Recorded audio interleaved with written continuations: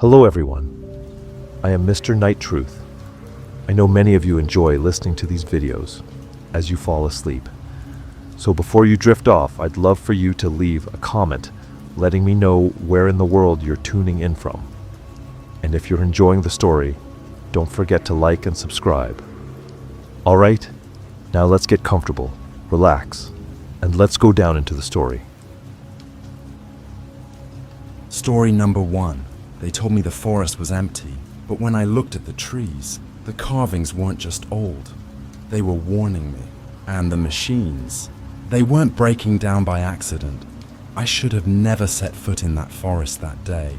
Even now, I can't tell if it was the place itself or my own obsession that drew me in.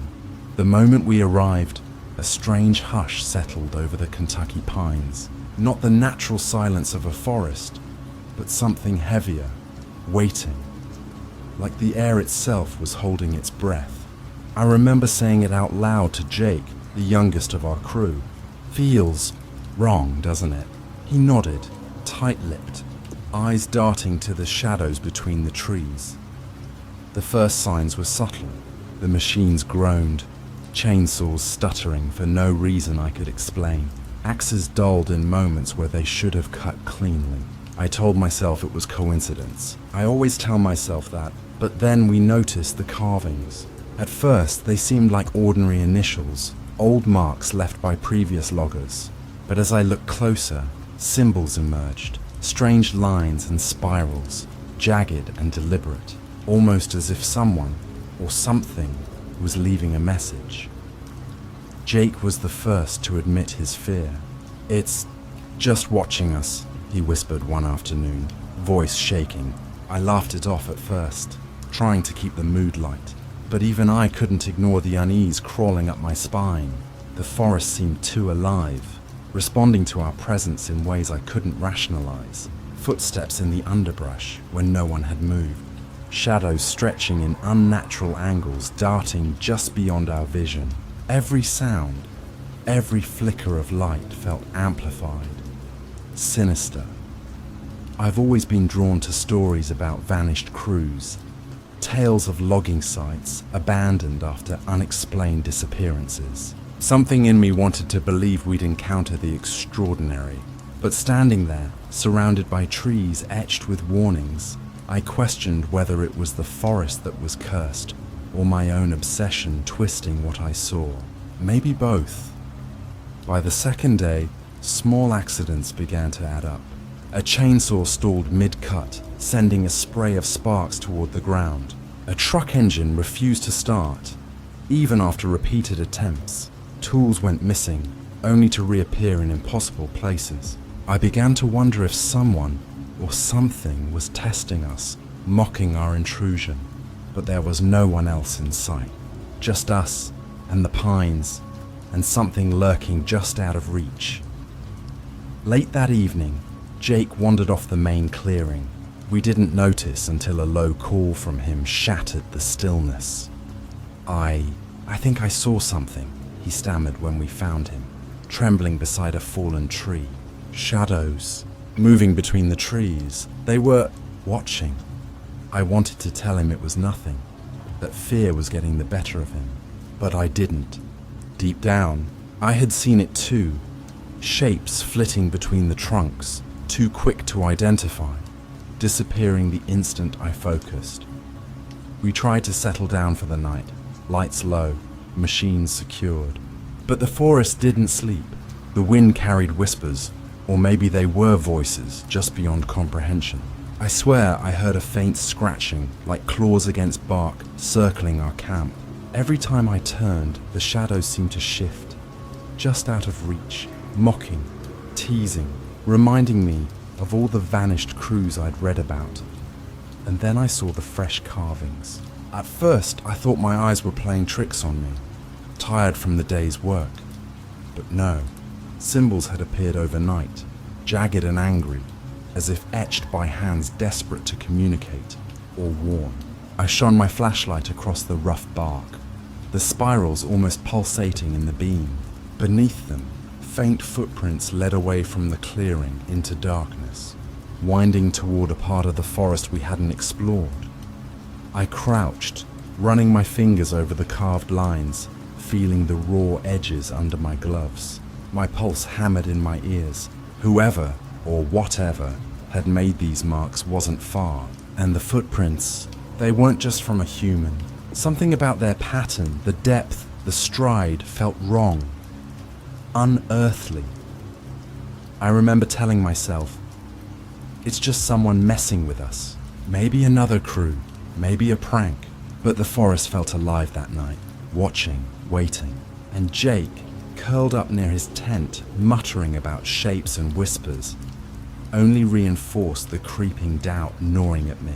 I couldn't fully trust my own senses. Maybe it was exhaustion, or paranoia, or maybe the forest was exactly as cursed as the story said. By the time I finally lay down, flashlight still in hand, the carvings seemed to glow faintly in the moonlight. Every rustle of leaves, every crack of a branch set my heart racing. I couldn't shake the feeling that we were being observed, catalogued, tested, and deep down, I knew the forest wasn't done with us yet. I should have left then. I should have run, but I didn't. And that's how the night ended, with symbols fresh and angry, footprints vanishing into darkness, and a whisper carried on the wind that sounded eerily like a warning. We're still here, watching. The forest had spoken, and we had no choice but to listen. The next morning, the carvings remained, and as we prepared to investigate further, the forest seemed to close in around us, shadows twisting, machinery faltering once again. Something in the pines waited, patient and unyielding, leading us toward the echoes of crews long vanished. I never should have gone deeper into that forest. Even now recalling it makes my skin crawl. The morning after we found the fresh carvings, the forest seemed to breathe around us, alive in a way that made rational thought impossible. Every step we took toward the abandoned logging site felt like walking through someone else's nightmare. Yet I couldn't stop myself. Something had taken hold of me, whispering that the vanished crew's story needed to be solved, and that I had a part to play. The sight was worse than I imagined. Rusted machinery lay scattered, half buried in moss and fallen leaves. Personal items, lunchboxes, a torn jacket, a cracked helmet, were eerily preserved, as if the people who left them had vanished only yesterday. And then I saw the carvings. They repeated, identical to those we had found near our own camp, winding across the trees like a message meant to be followed, not read. I shone my flashlight across the symbols, but the more I looked, the less sense they made. Spirals, jagged lines, and letters overlapping each other in a pattern that seemed deliberate and impossible. The crew was tense. Jake refused to leave my side, glancing over his shoulder constantly. Others whispered about shadows moving beyond our vision, figures flitting between trees that disappeared the instant anyone tried to focus on them. I wanted to dismiss it. I tried to tell myself these were nerves, that the forest was playing tricks. But deep down, I felt the same fear. Something or someone was here, watching us, guiding us toward truths I wasn't sure I wanted to know. I found the journal that changed everything. It was wedged between the rotting beams of a collapsed cabin. Its pages, damp and curling, belonged to one of the loggers who had vanished years ago. The handwriting was hurried, desperate. They watch and they know. We can't leave the site. Not truly. I hear them whispering names, even our own. I froze, my hand shaking. Was it warning us? Or taunting me? Part of me wanted to burn it on the spot. But I couldn't. Curiosity had me in its grip, as always. The forest reacted almost immediately. Chainsaws refused to start. Ropes snapped for no reason, and my compass spun in circles, useless. The air grew thick, pressing down on my shoulders. I swear I could feel the eyes of the vanished crew, or something that had taken their place, tracking every move I made. Every time I turned, shadows moved just beyond reach. Sometimes I thought I saw figures standing still, staring, and sometimes, just for a moment, I felt the weight of dozens of eyes on me, watching, waiting, judging. By nightfall, trust among the crew began to fracture. Jake accused another logger of sneaking around, of planting fear. Others blamed me, claiming my obsession with vanished crews had drawn the curse, or whatever it was, down upon us. I couldn't argue. Part of me wanted to believe it was true. Perhaps my own stories, my own fascination, had created this. Or maybe the forest was cursed exactly as the legend said. Either way, the line between reality and paranoia blurred. Then came the whispers, faint at first, weaving through the trees like smoke. I caught snatches of words. Don't leave, you'll join us. He watches. I turned in every direction, flashlights slicing through the darkness, but there was nothing. Or maybe there was, and I was too terrified to see it. Every instinct screamed that we should leave, run as fast as we could. But the journal and the carvings kept me rooted. I needed to understand. I needed to follow the trail, even if it destroyed what remained of my sanity. One of the crew, Tom, vanished just as the moon broke through the clouds. One moment he was next to me, fumbling with a rope. The next, nothing. We called for him, shouted his name, but the forest swallowed the sound. The only clue left behind was a series of fresh footprints leading toward a denser part of the trees, where the carvings grew larger, more elaborate, more deliberate. I knew in that moment that the forest had claimed him, or at least had him somewhere playing with our fear. I wanted to leave. I wanted to run and never look back, but something inside me refused. Something darker than curiosity, something tied to every story of vanished loggers I'd ever read, whispered that this forest held the answers. And the longer I stayed, the more it felt like the forest itself was alive, reshaping its paths to lead us exactly where it wanted. I remember hearing a low scraping sound as I traced the newest carvings, like fingernails against bark. Shadows flickered at the edge of the flashlight beam. And then, from somewhere deep in the forest, I heard a voice, human, familiar, yet impossible. You shouldn't have come. I froze, certain that the journal had warned me of this. Something was guiding us, watching us, and it wanted us to know it was there. As we finally camped near the center of the abandoned site, I could feel the eyes of the vanished crew, or whatever remained, upon us. The carvings seemed to pulse faintly in the moonlight, and whispers wove through the trees like a warning I couldn't fully understand. By then, I couldn't be sure what was real. The journal, the carvings, the shadows, or my own mind, twisting everything into a narrative I could follow. And that's when I found the faintest trace of new markings on a tree closest to our tents.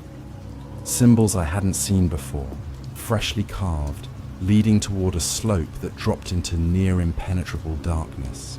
Footprints disappeared into that slope, vanishing completely, as if swallowed by the earth itself. I ran my fingers over the grooves, my heart hammering. The forest was sending us a message, and whether it was real, imagined, or a trap, I knew we would follow it. Because once the echoes of the vanished begin calling, you cannot ignore them. The slope promised answers, or death. The carvings, whispers, and shadows drew us closer, deeper into the forest's heart, toward truths that had been hidden for decades. The forest was no longer just a backdrop. It had become a living, breathing entity, pulling us into its story, and none of us would emerge the same. I can still feel it. The forest breathing around me as if it knew every secret I carried. The slope from the previous night led us to a clearing I had never seen on any map, though I swore I'd passed this path before. Shadows clung to the pines, twisting unnaturally in the weak light. And the carvings, oh, the carvings, they were everywhere, spiraling across the bark in jagged, frantic lines, some forming words that made my stomach turn. You watchers, you cannot leave. Jake's face was pale, sweat running down his temples. None of us spoke. The wind carried whispers, almost human, yet distant enough that I wasn't sure I actually heard them. Maybe it was my mind unraveling from exhaustion and fear. Or maybe it was real. By this point, I had learned not to trust anything, including myself. I'd begun to wonder if I'd brought this on us, if my obsession with vanished crews and cursed forests had manifested something terrible. We found the remnants of the previous logging team. Tools rotted, personal effects left in odd arrangements, and journals like mine, each detailing encounters with something in the forest that couldn't be explained. I picked one up, pages curled and damp, the handwriting frantic. We thought we understood it, but it knows every movement, every thought. It waits and it marks. It knows when we lie. I shivered. The forest wasn't just a setting, it was a predator. That night, equipment began failing catastrophically. Chainsaws stopped mid-cut. Ropes frayed without reason. Our truck refused to start. Shadows shifted at the edge of our flashlight's beams, moving with a purpose that wasn't human. We argued. Fear turned to accusation. I felt the weight of their stares, their doubt, and even my own guilt crushing me. Had I ignored the signs? Could I have prevented this? I didn't know. I wasn't sure I wanted to know. I heard Jake's voice trembling. It's following us. It's everywhere. I tried to reassure him, though even I couldn't convince myself. And then the whispering began again, low and insistent, circling around us. You should not be here. You will join them. He never leaves. I couldn't tell if the voice was coming from the trees, from the shadows, or from the corners of my own mind. I ventured alone, drawn toward the oldest, largest tree in the clearing. Its trunk was scarred with carvings so deep they looked like wounds, forming shapes I didn't recognize, letters I couldn't decipher. The air was thick, clinging to my skin, and I felt eyes, countless eyes, on me. And then I saw something impossible. A figure, hunched, still, almost blending with the bark. It didn't move, but I felt its attention. My pulse raced. My hands shook. I wanted to run, to flee and forget the forest existed, but I couldn't. Something compelled me forward, toward the carvings, toward the shadows, toward understanding the vanished crew's fate. And as I pressed my hand against the tree, I saw it. Faint, glowing symbols spreading across the bark, forming words I swore were written by someone, or something, alive. We never left, and neither will you. The rest of the crew was gone. I don't know if they ran, if the forest claimed them, or if my mind conjured their absence. I wandered the clearing, following the carvings as they twisted deeper into the forest. Every step echoed with whispers and shadowy movement. Every turn, every tree seemed to watch, judge, and guide me. And the journal in my pocket, mine, theirs, whose I couldn't say, spilled words across my vision, warnings, confessions, and secrets that I couldn't fully understand without losing what remained of my mind. By dawn, I emerged somehow from the forest's heart, or at least I thought I did. The morning sun looked ordinary, the mist curling innocuously around the pines. But the carvings, faint at first, appeared everywhere. On my equipment, scratched into my truck, even on the walls of the cabin where I took refuge. And sometimes, in the quiet of the night, I hear whispers. Jake, Tom, the vanished crew. Or perhaps echoes of my own fear. The timber remembers, and so do we. I tell this story now because I must, or because I need someone to know the truth before it claims me entirely. But even as I speak, I can't be certain what I saw, what I heard, or what was simply my own obsession manifesting in a forest older than memory. The truth is slippery. The forest is patient, and I am never alone, because once the timber marks you, once it watches, once it whispers, it never forgets. The carvings spread further, appearing in places I know they shouldn't. My home, my tools, even my journal. And sometimes, just when the house is quiet, I hear a faint scraping outside, like claws against bark. The forest is not over, it waits, and it remembers everything. Story number. When I was 9 years old, my sister saved my life twice in the same night. Once from outside the tent, and once while she was still asleep inside it. And if you're thinking that doesn't make sense, then you already understand the problem with this story. They told me never to leave the fire at night, but I could hear it before I even opened my eyes. The trees whispering my name like they'd been waiting for me all day. They told me never to leave the fire at night, but I could hear it before I even opened my eyes. The trees whispering my name like they'd been waiting for me all day. That's how I remember it. Or maybe that's how I want to remember it. It's hard to tell now. I was 9, maybe 10. Time stretches in memory like taffy. You pull one piece, and the rest just warps around it. But some things stick. The smell of smoke, the chill of the forest, and Anna always there, a shadow beside me, even when I didn't want her to be. Our family had rules for camping trips. Never leave the fire after dark, they'd say, as if the warning were carved into the stars themselves. Never wander alone. And for years, I obeyed, mostly. But rules, as I would learn, are only as strong as the people keeping them. And sometimes, the forest doesn't care about rules. Anna was older by 4 years, always steady, like the glow of the fire itself. She had a way of knowing when I was scared before I could even speak it. "Don't worry," she'd whisper, tugging my blanket tighter around my shoulders. "I'll keep you safe." And that confidence made the rules feel alive, like they weren't arbitrary, but shields, barriers against something just beyond our sight. That night, the air smelled of wet pine and smoke.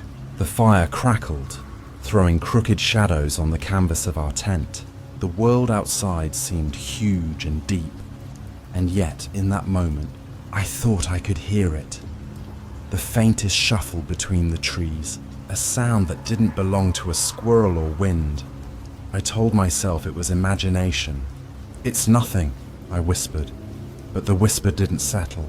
The trees leaned closer, swaying even though the air was still. And then I heard it. A faint, deliberate sound, almost like someone calling, "Emily!" My heart stopped. I froze, pulling the blanket tighter around me. It wasn't Anna. Her voice was deeper, warmer, but it was familiar, too familiar. I wanted to shout for her, to tell her I heard someone, but my voice stuck, thick and heavy. Anna nudged me gently. "Go back to sleep," she murmured.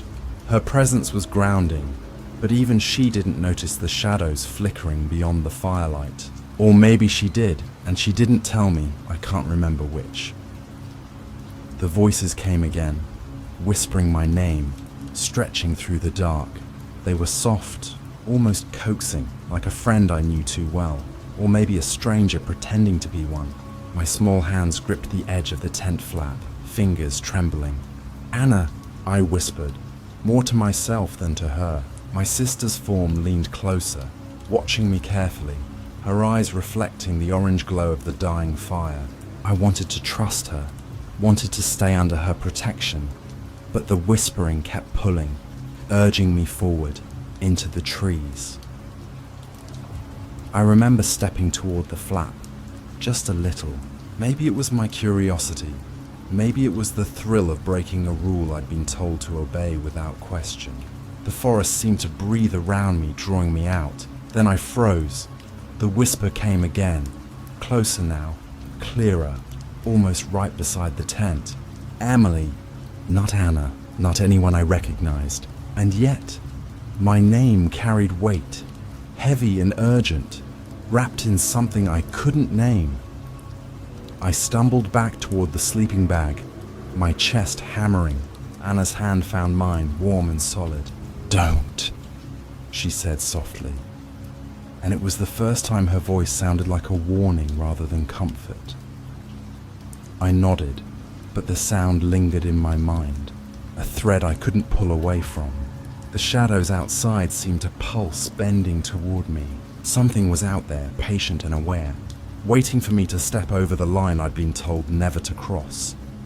And then I heard it clearly, unmistakable, a whisper from between the trees, low and deliberate, calling my name again.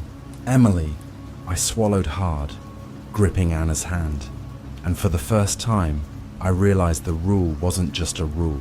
It was a warning, and I was already on the edge of breaking it. I shouldn't have left the tent, I know that now. But in the moment, hearing my name over and over, I was sure Anna was calling me from somewhere beyond the trees. And if I'm honest, part of me wanted to follow. The forest at night was different than in the daytime. Shadows stretched long, twisting into shapes that didn't belong. The fire was a small circle of warmth behind me, fading into the darkness. Every step I took into the soft, damp earth felt heavier than it should, as though the forest itself was testing me. I hear you, I whispered. Though I didn't know who I was talking to, the sound came again, soft, coaxing, deliberate. Emily, not Anna. Definitely not Anna. Yet there was something about it, a familiarity that made my stomach twist. I told myself it was my imagination, that I had drifted into a dream, but the forest seemed alive, leaning in closer with every step I took. Then I saw her. Or rather, someone like her, a girl or a woman, though her age was hard to guess in the dim moonlight, stood between two trees, limbs tangled with shadows. Her hair glinted in the faint light, face pale, eyes too sharp to belong to someone real. She smiled, not cruelly, but with a strange knowing, and lifted a hand in a beckoning gesture. "Follow me," she whispered, and my name followed, stretched over the hiss of leaves. I froze. My feet felt glued to the ground, but my mind screamed to obey. I glanced back at the tent. There was Anna, or maybe Anna, still curled under the sleeping bag, her chest rising and falling in slow, steady breaths. Safe, real, at least, I thought she was. Yet the voice outside was stronger, pulling me forward. My legs moved almost without my will, each step sinking into wet moss, the forest floor pressing up at my ankles. "Anna," I called out softly, hoping for reassurance, but she didn't stir. "You know me," the figure whispered again. "You've always known me. Come." Something about that phrase twisted my stomach. Familiarity felt like danger, yet I followed. The deeper I went, the quieter the world became. Even the wind died, leaving only the rhythmic pulse of my heartbeat and the low susurration of leaves brushing against each other. I tried to make sense of it. Was this Anna, or some trick the forest had conjured? Every detail seemed wrong. The way her hair caught the moonlight, the way the shadows stretched around her, the stillness that didn't belong to a living being. My 9-year-old mind knew enough to sense the wrongness, yet I couldn't stop walking. Then I heard it again. From behind, Emily, not the figure ahead, not Anna in the tent, something else, a second voice, eerily similar, calling me at once. My chest tightened. I spun, flashlight beam slicing through the trees, and there she was. Anna, just as she should be, still sleeping in the tent. Her face, calm and safe, made my mind lurch with confusion. I staggered. 2 Annas. One beckoning from the trees, one lying asleep in the tent. My breath caught. Could both exist at once? Was I dreaming? Or had the forest found a way to trick me, to lure me out where it could get me? The figure in the woods laughed softly, a sound like leaves rustling over stones. "You can't stay there forever," she said. Her voice was Anna's, and yet it wasn't. My heart hammered. The tent. Anna stayed silent, peaceful, oblivious to the danger. I wanted to run back, but my legs betrayed me. I wanted to call out, but my voice cracked, and somewhere deep, part of me wanted to follow the forest Anna further, into the darkness where the shadows thickened, where my name was whispered in soft, insistent syllables. A cold breeze brushed my cheek, carrying the faint scent of pine and something else, something metallic, like blood or fear. My small hands clenched the flashlight, shaking. The figure leaned closer, her eyes gleaming unnaturally, and whispered one last time, "Your sister is safe, but she can't save you now." And I realized, with a terror I could hardly name, that I was truly alone in the forest, pulled between two versions of safety, and that the night was just beginning. I don't know how I survived that night, not in the way you'd expect, because the forest didn't let me go, but someone did. I remember standing there, caught between the two Annas, the one lying in the tent, breathing softly in her sleep, and the one outside, shifting in the shadows, eyes glinting like moonlight on steel. I wanted to run. I wanted to call for Anna, the real Anna, the sister who had always protected me, but I couldn't move. The forest leaned in, holding its breath. Every tree, every shadow seemed to watch me, alive with patience. The voice outside whispered again, not cruelly, but with an intimacy that made my skin crawl. "Emily." I wanted to argue, to shout, to tell it to leave me alone, but my body didn't obey. And then I saw it. Tent. Anna shifted slightly, stretching her arms, hair falling over her face. It was such a small, human movement, yet it struck me with clarity. She was real. She was here. She was waiting. The forest. Anna stepped closer, voice soft as silk. "You can't stay in there. They're waiting for you. They always wait." My mind fractured. I didn't know which way to turn. My 9-year-old self wanted the comfort of home, the warmth of the sleeping bag, the safety of Anna's hand. But the other voice, that impossible voice, pulled me, promising understanding and freedom from the fear I couldn't name. I remember reaching slowly, trembling toward the tent, Anna. As soon as my fingers brushed the sleeping bag, the forest Anna vanished. Not like she ran or fled, but like the air itself swallowed her, leaving nothing but darkness and the faint smell of wet leaves. I fell to the ground, clutching the blanket, gasping. The whispering stopped. Silence returned. Or maybe it was something else. A quiet hum beneath the trees, too low for my ears to catch fully. I curled into Anna's arms when she woke briefly, murmuring in her sleep. "It's okay," she said, her voice calm and steady, as if nothing had happened. And for the first time in hours, I believed her. Or at least, I wanted to believe her. Morning came slowly. The sun rose over Whisper Branch, painting the trees gold and silver. Everything looked normal, too normal, like the night had been a dream stitched poorly into reality. I told my parents I'd wandered, that I heard voices, but they smiled, patted my head, and said I'd been scared by the forest at night. No one believed me, except Anna maybe. I've never asked, but I remember walking back to the fire that morning, noticing the leaves leaning slightly toward where I'd stood. And I remember the faint whisper that brushed against my ear, soft as breath. "Emily." I didn't answer. I never do. Because part of me knows that Forest Anna didn't disappear. She never left. And part of me wonders, was she always Anna or something else? Something older, sharper, waiting for me to forget the rule. That summer, I learned the most important lesson. Some rules exist not to keep you safe, but to keep you from what might already be inside. And even though I grew up, moved far away, had a life, I never left the tent completely behind. I never left that night behind. I tell you this now because I still hear the voice sometimes. When the wind bends just right, when the trees lean too close, when a memory stretches thin, a voice calling me, familiar and strange, and I'm not sure if it's Anna or the forest or something else entirely. I was 9 years old, and the world was bigger than I could understand. And even now as an adult, I still wonder, did my sister save me that night? Or was it someone or something else entirely? Because Whisper Branch never forgets, and it never lets go.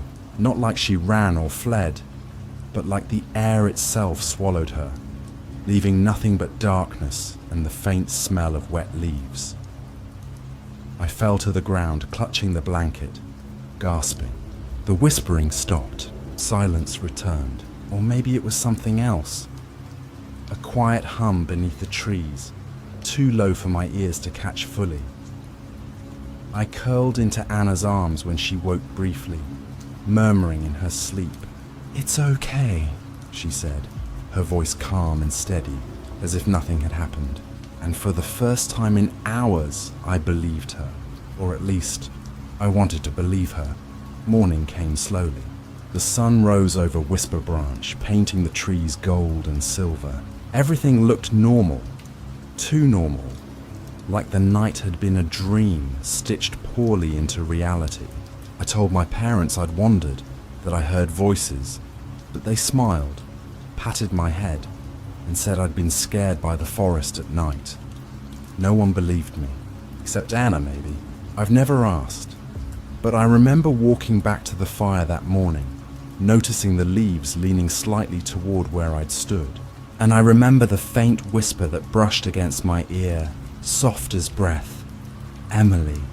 I didn't answer. I never do. Because part of me knows that Forest Anna didn't disappear. She never left. And part of me wonders, was she always Anna or something else? Something older, sharper, waiting for me to forget the rule.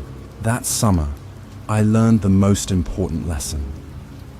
Some rules exist not to keep you safe, but to keep you from what might already be inside. And even though I grew up, moved far away, had a life, I never left the tent completely behind. I never left that night behind. I tell you this now because I still hear the voice sometimes. When the wind bends just right, when the trees lean too close, when a memory stretches thin, a voice calling me, familiar and strange, and I'm not sure if it's Anna or the forest or something else entirely. I was 9 years old, and the world was bigger than I could understand. And even now as an adult, I still wonder, did my sister save me that night? Or was it someone or something else entirely? Because Whisper Branch never forgets, and it never lets go. Story number 3. You can't erase an entire village. Bricks don't just crumble overnight. Graves don't climb out of the ground and walk away. But that's exactly what happened in Quinellen Valley. And before you roll your eyes, I know what you're thinking. This isn't folklore. I've read the census records. I've touched their artifacts. And I've seen what happens when you keep looking after you've been warned to stop. Which is why I'll deny half of this if you ask me again tomorrow. But for tonight, you'll hear the truth. Or at least the version I can live with. I shouldn't be telling you this. If anyone from the university hears me, I'm sure I'll be dismissed, maybe even worse, erased from the faculty altogether. But here's the truth. Quinellen Valley existed, or at least it did in ways no one alive today can measure. And the first time I discovered it, I realized that some histories aren't meant to be unearthed. It started in the archives. Late nights, fluorescent lights buzzing overhead, the air thick with dust and old paper. I had been researching obscure Welsh settlements for years, but Quinellen Valley kept appearing in the margins, footnotes, and references that others dismissed as mistakes. No map marked its existence. No census data survived in the main records. But I found mentions, tiny, almost invisible, in letters, ledgers, and hand-drawn sketches. The university didn't want me to find it. I know that now. They said the files were misplaced, then condemned to destruction. I was warned subtly at first to focus on more conventional studies, to avoid the anomalies. Yet the historian in me The part of me that always chased oddities couldn't look away. I started copying documents in secret, sliding fragile pages into my bag, feeling the weight of centuries in my hands. The records were strange from the first glance. Census notes describing villages with features that seemed exaggerated. Elongated limbs, narrow faces, eyes unusually large. They had behaviors that didn't match any known norms. Gatherings at night that stretched until dawn. Rituals described with words I couldn't fully decipher. Marriages contracted only within the community, forbidding outsiders entirely. Sketches in margins depicted figures with slight deformities. Gestures oddly human, yet not quite human. I remember one drawing in particular. A family group huddled around a hearth. Their heads were disproportionately long, hands spindly, feet slightly splayed, but their eyes, drawn with ink too precise to be casual, stared directly at the reader. I felt like I was being watched as I traced the lines with my finger, and I quickly turned the page. That feeling never left me. I worked alone, in isolation. My office became a labyrinth of files and photocopies.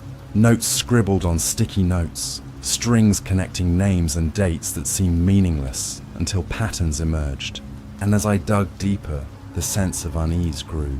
The archives weren't quiet. Someone, or something, kept moving my papers, leaving certain files on the floor, shifting the edges of the maps. I began locking the office door at night, but even then I could hear the soft creak of hinges, the distant brush of fabric against walls. I began to notice a pattern in the documents I collected. Every few pages, someone had erased details, blacked out lines of text, or scrawled warnings in the margins. And in one particularly old diary, a page caught my breath. It described a visitor, someone who came to Quinellen Valley and was never seen again. The handwriting was elegant, looping letters that swirled across the yellowed page. But what froze me was the note penciled faintly in the corner. My own name, written centuries before I existed, faint but unmistakable. I stared at it for hours, unable to tear my eyes away. Was it a warning? A coincidence? A trick of time I didn't understand? I'll never know. But since that night, things changed. Someone or something has been breaking into my office. Files rearranged. Drawings moved. Even the diary itself, the one I swore to protect, seemed to vanish from the shelf, only to reappear in different places. I haven't slept properly since. Every creak of the building feels deliberate. Every shadow a warning. I keep telling myself it's just paranoia, the result of obsession, but the documents are real. The sketches are real. And that diary might have been trying to tell me something I wasn't ready to hear. And now, I'm telling you, because I need someone to know what I've seen. Because if I stay silent, if I ignore the signs, I might vanish too. And the last entry I'll show you, the one that terrifies me the most, speaks of the visitor who never returned. My name written centuries in advance. Waiting. Watching. I crossed the border into Wales before dawn, fog crawling over the hills like a living thing. Every mile closer to the coordinates in the old diary made the air heavier, as if the landscape itself was warning me to turn back. Locals avoided my questions. Every village shop, every pub, every old man with a cane and a stare that pierced the mist. No one would speak of Quinellen Valley. One old farmer, leaning on a crooked staff, finally muttered something under his breath. You'll find nothing but silence, and that's if you're lucky. The valley wasn't on maps. Satellite images showed only a wide, empty plain surrounded by gnarled oaks and low mountains. No ruins, no roads, not a trace of habitation. And yet, I felt the place breathing. I parked the car at the edge of the supposed site and stepped onto the grass. It was soft underfoot, springy, almost too perfect in its uniformity. I walked in circles, tracing imaginary paths of streets and alleys that should have existed. imagining where cottages, wells, and forges might have been. Each time I thought I was alone, a whisper of movement rustled behind me, branches snapping softly, leaves crunching under invisible feet. I set up my camp for the night, tent pitched near a dry creek bed. My equipment was minimal. Notebooks, cameras, and a small audio recorder. Every sound was magnified in the valley's stillness. The wind carried voices that weren't there, laughter that seemed too human to belong to the elements. My flashlight's beam passed over rocks arranged in subtle patterns, stones stacked like markers, lines etched across the ground forming shapes that made no sense. By midnight, sleep was impossible. I sat in the car, journal on my knees, pen trembling as I recorded everything. Every snapped twig, every whispered gust, every impossible shadow. I could feel eyes on me, not from any specific direction, but everywhere at once. Sometimes I thought I saw tall figures, too elongated, too thin, flitting just at the edge of the light, and when I blinked, they were gone. In the morning, I tried speaking to villagers again. One young woman at a roadside stall offered me bread and reluctantly a few words. "Quinolan, you'll see nothing. The valley doesn't like strangers." Her eyes were strange, too sharp, too knowing. I pressed, asking if anyone had ever lived there, if the ruins were still visible. She shook her head, smiling faintly, then whispered, "Some things erase themselves. Some things wait."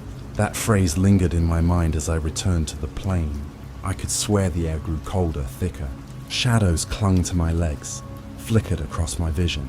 I walked where I thought cottages had stood, where the town square should have been, and I began seeing traces, indentations in the soil, subtle depressions like footprints, too precise to be natural. And then I noticed the faint outline of paths, too straight, too deliberate, like they had been used recently. I took a step back, heart hammering. For a moment, the whole valley felt alive, aware of me. The air shifted, carrying the faintest sound of voices, chanting, humming, speaking a language just beyond comprehension. My recorder picked up nothing, or perhaps it was refusing to, like it understood what was sacred. Night fell again.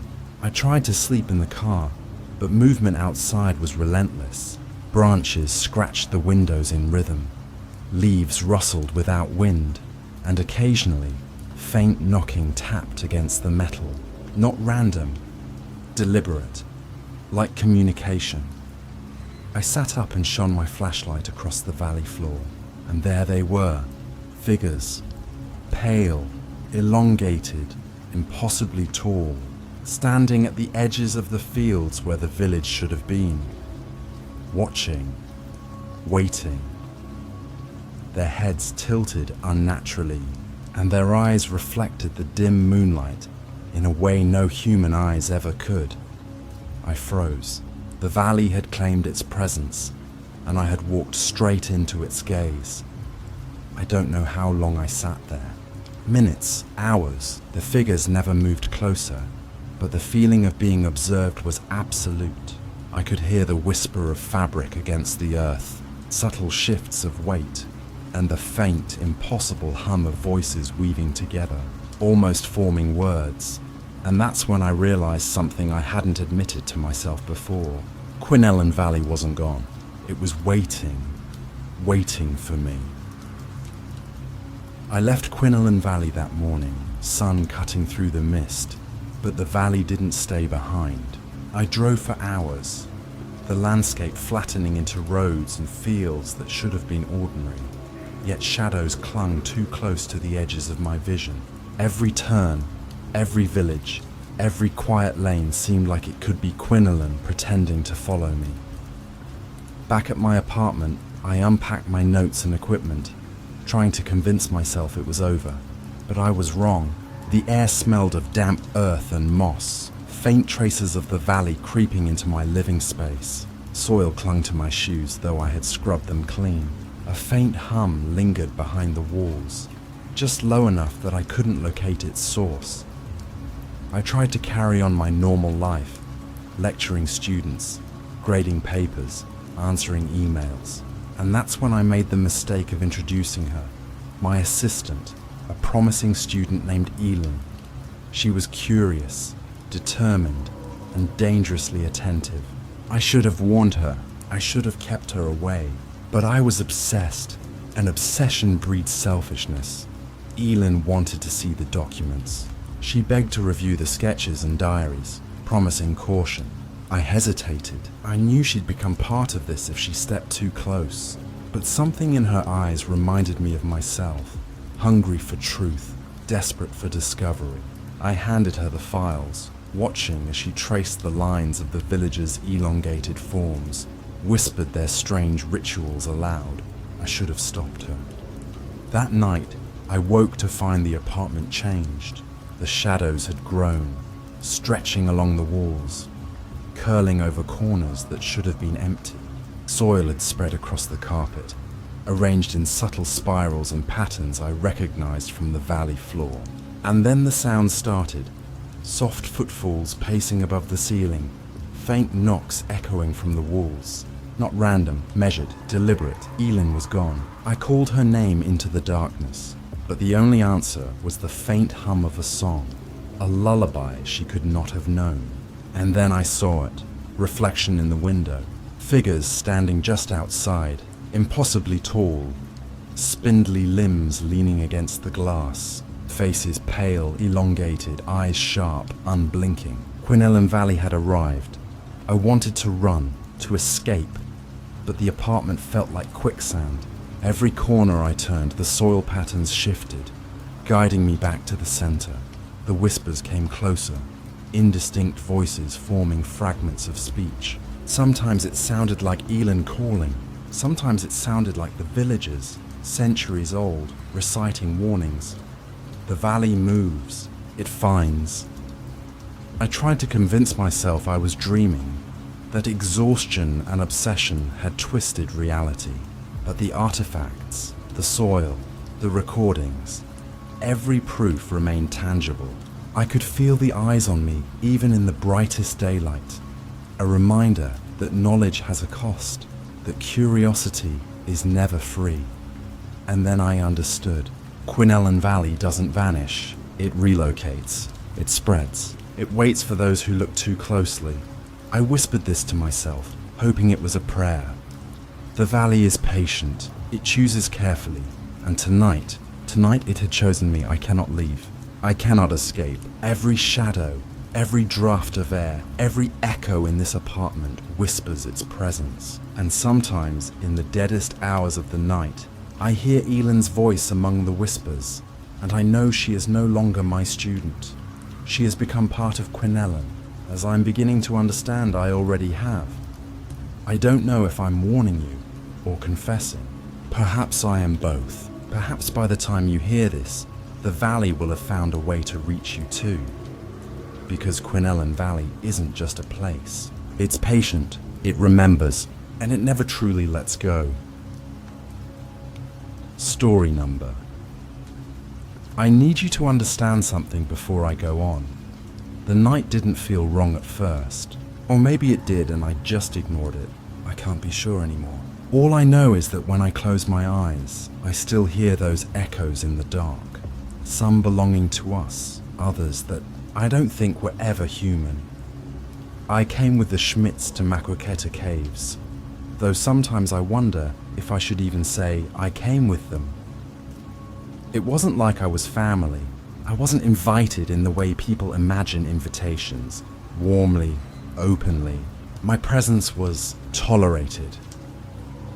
Mr. Schmidt, with his polite smile and the kind of handshake that lingers just a second too long, made it seem like I belonged.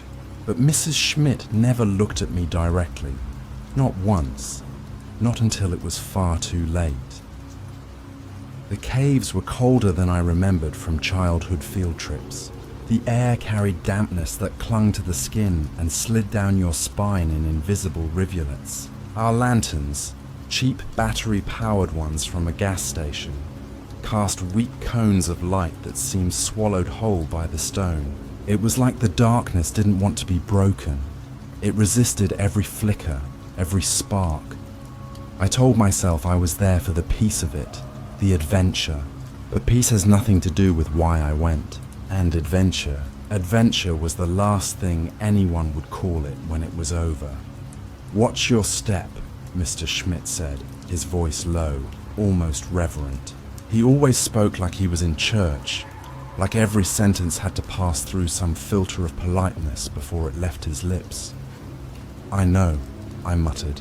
My boots scraped against wet stone, and the sound echoed far too long, stretching out into the tunnels. Mrs. Schmidt walked ahead, her lantern swinging rhythmically, like a metronome counting down to something inevitable. She didn't speak, not once. She never liked me. I can't really blame her, though. Mothers tend to sense things. They know when someone is keeping secrets around their children. The caves twist on themselves, like veins beneath the earth. Every turn looks the same. Arched ceilings dripping with condensation, narrow passages barely wide enough for one person. Sometimes I thought I saw movement at the edge of my lantern's glow, a shadow jerking back just before the light caught it. But when I blinked, there was nothing.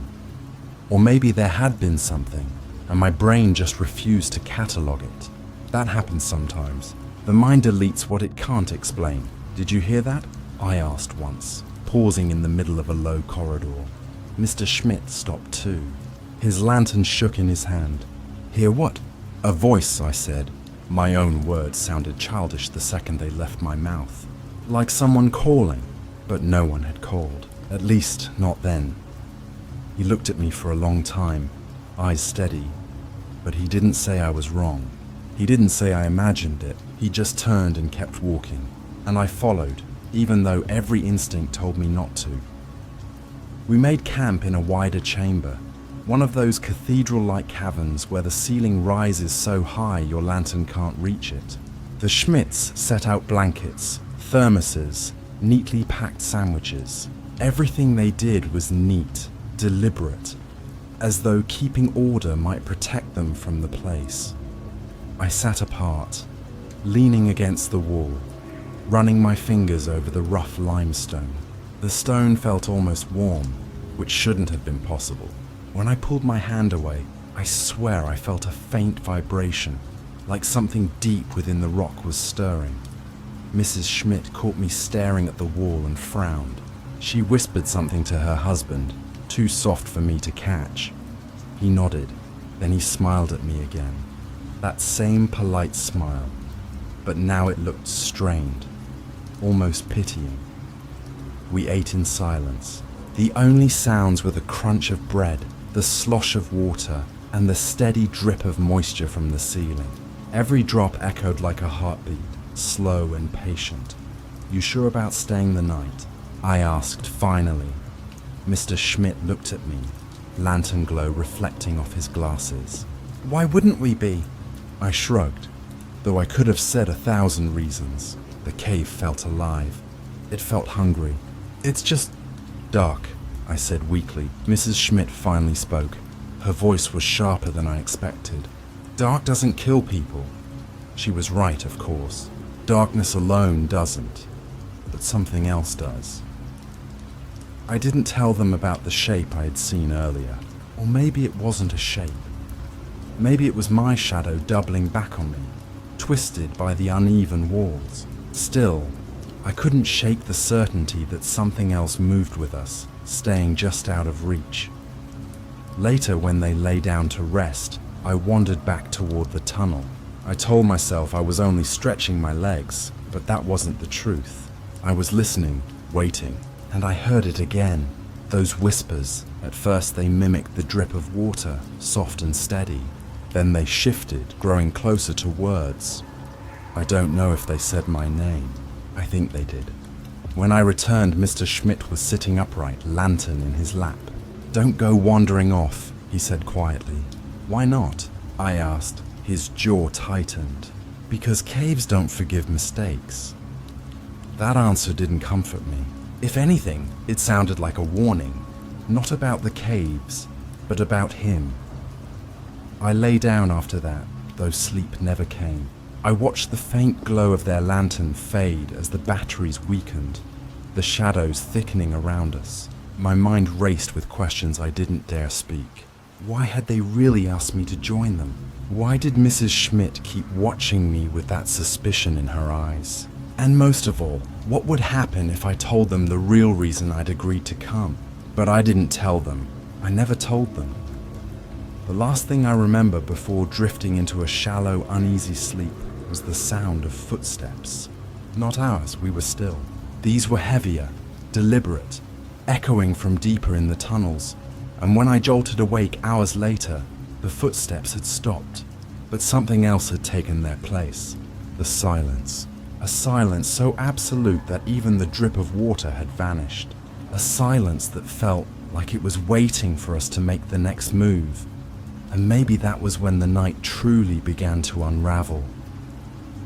When I woke up, the silence hadn't lifted. No water dripped from the ceiling. No air stirred through the tunnels.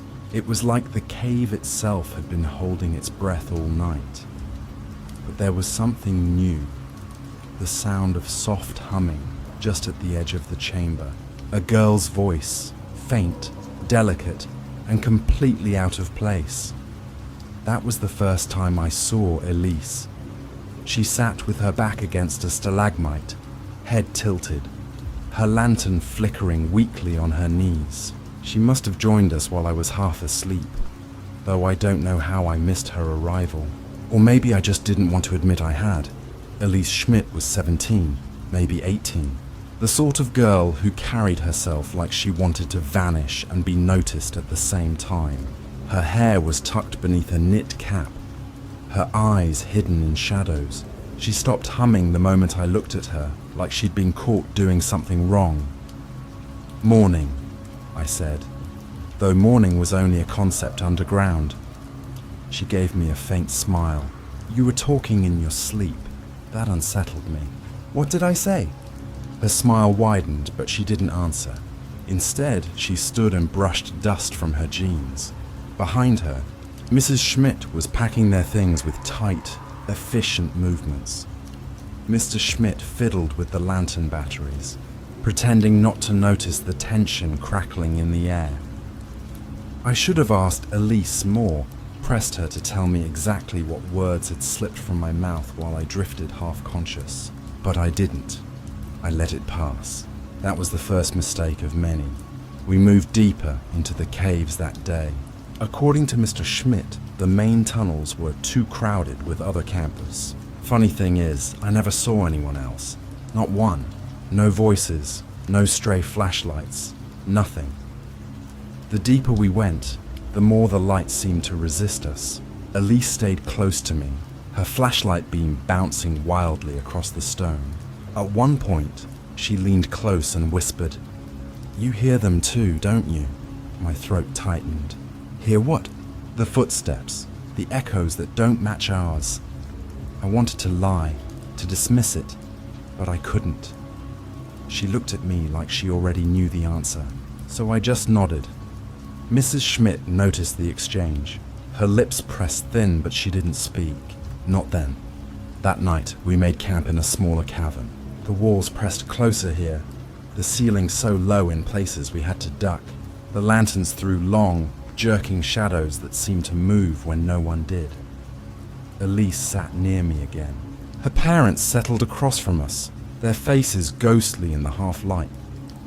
"You ever get the feeling we're being followed?" she asked suddenly. The question was so direct it almost broke me. My instinct was to tell her the truth. I'd seen shapes in the dark, movements I couldn't explain. I'd heard whispers that bent themselves into syllables, into names. But I didn't say any of that. Instead, I shook my head. No, it's just the echoes. Her eyes searched mine, and for a moment, I thought she'd call me out on the lie, but she didn't. She just looked down at her hands, twisting the edge of her sleeve. I should have told her what I knew then.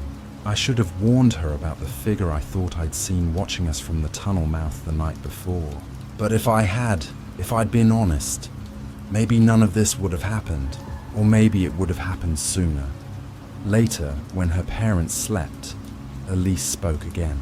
Her voice was barely above a whisper. I hate it here. Then why come? I asked. She hesitated. Because they made me. They always make me. There was weight behind her words, more than just a camping trip. I thought of Mrs. Schmidt's cold eyes, of the way she seemed to guard Elise, even more fiercely than the darkness around us.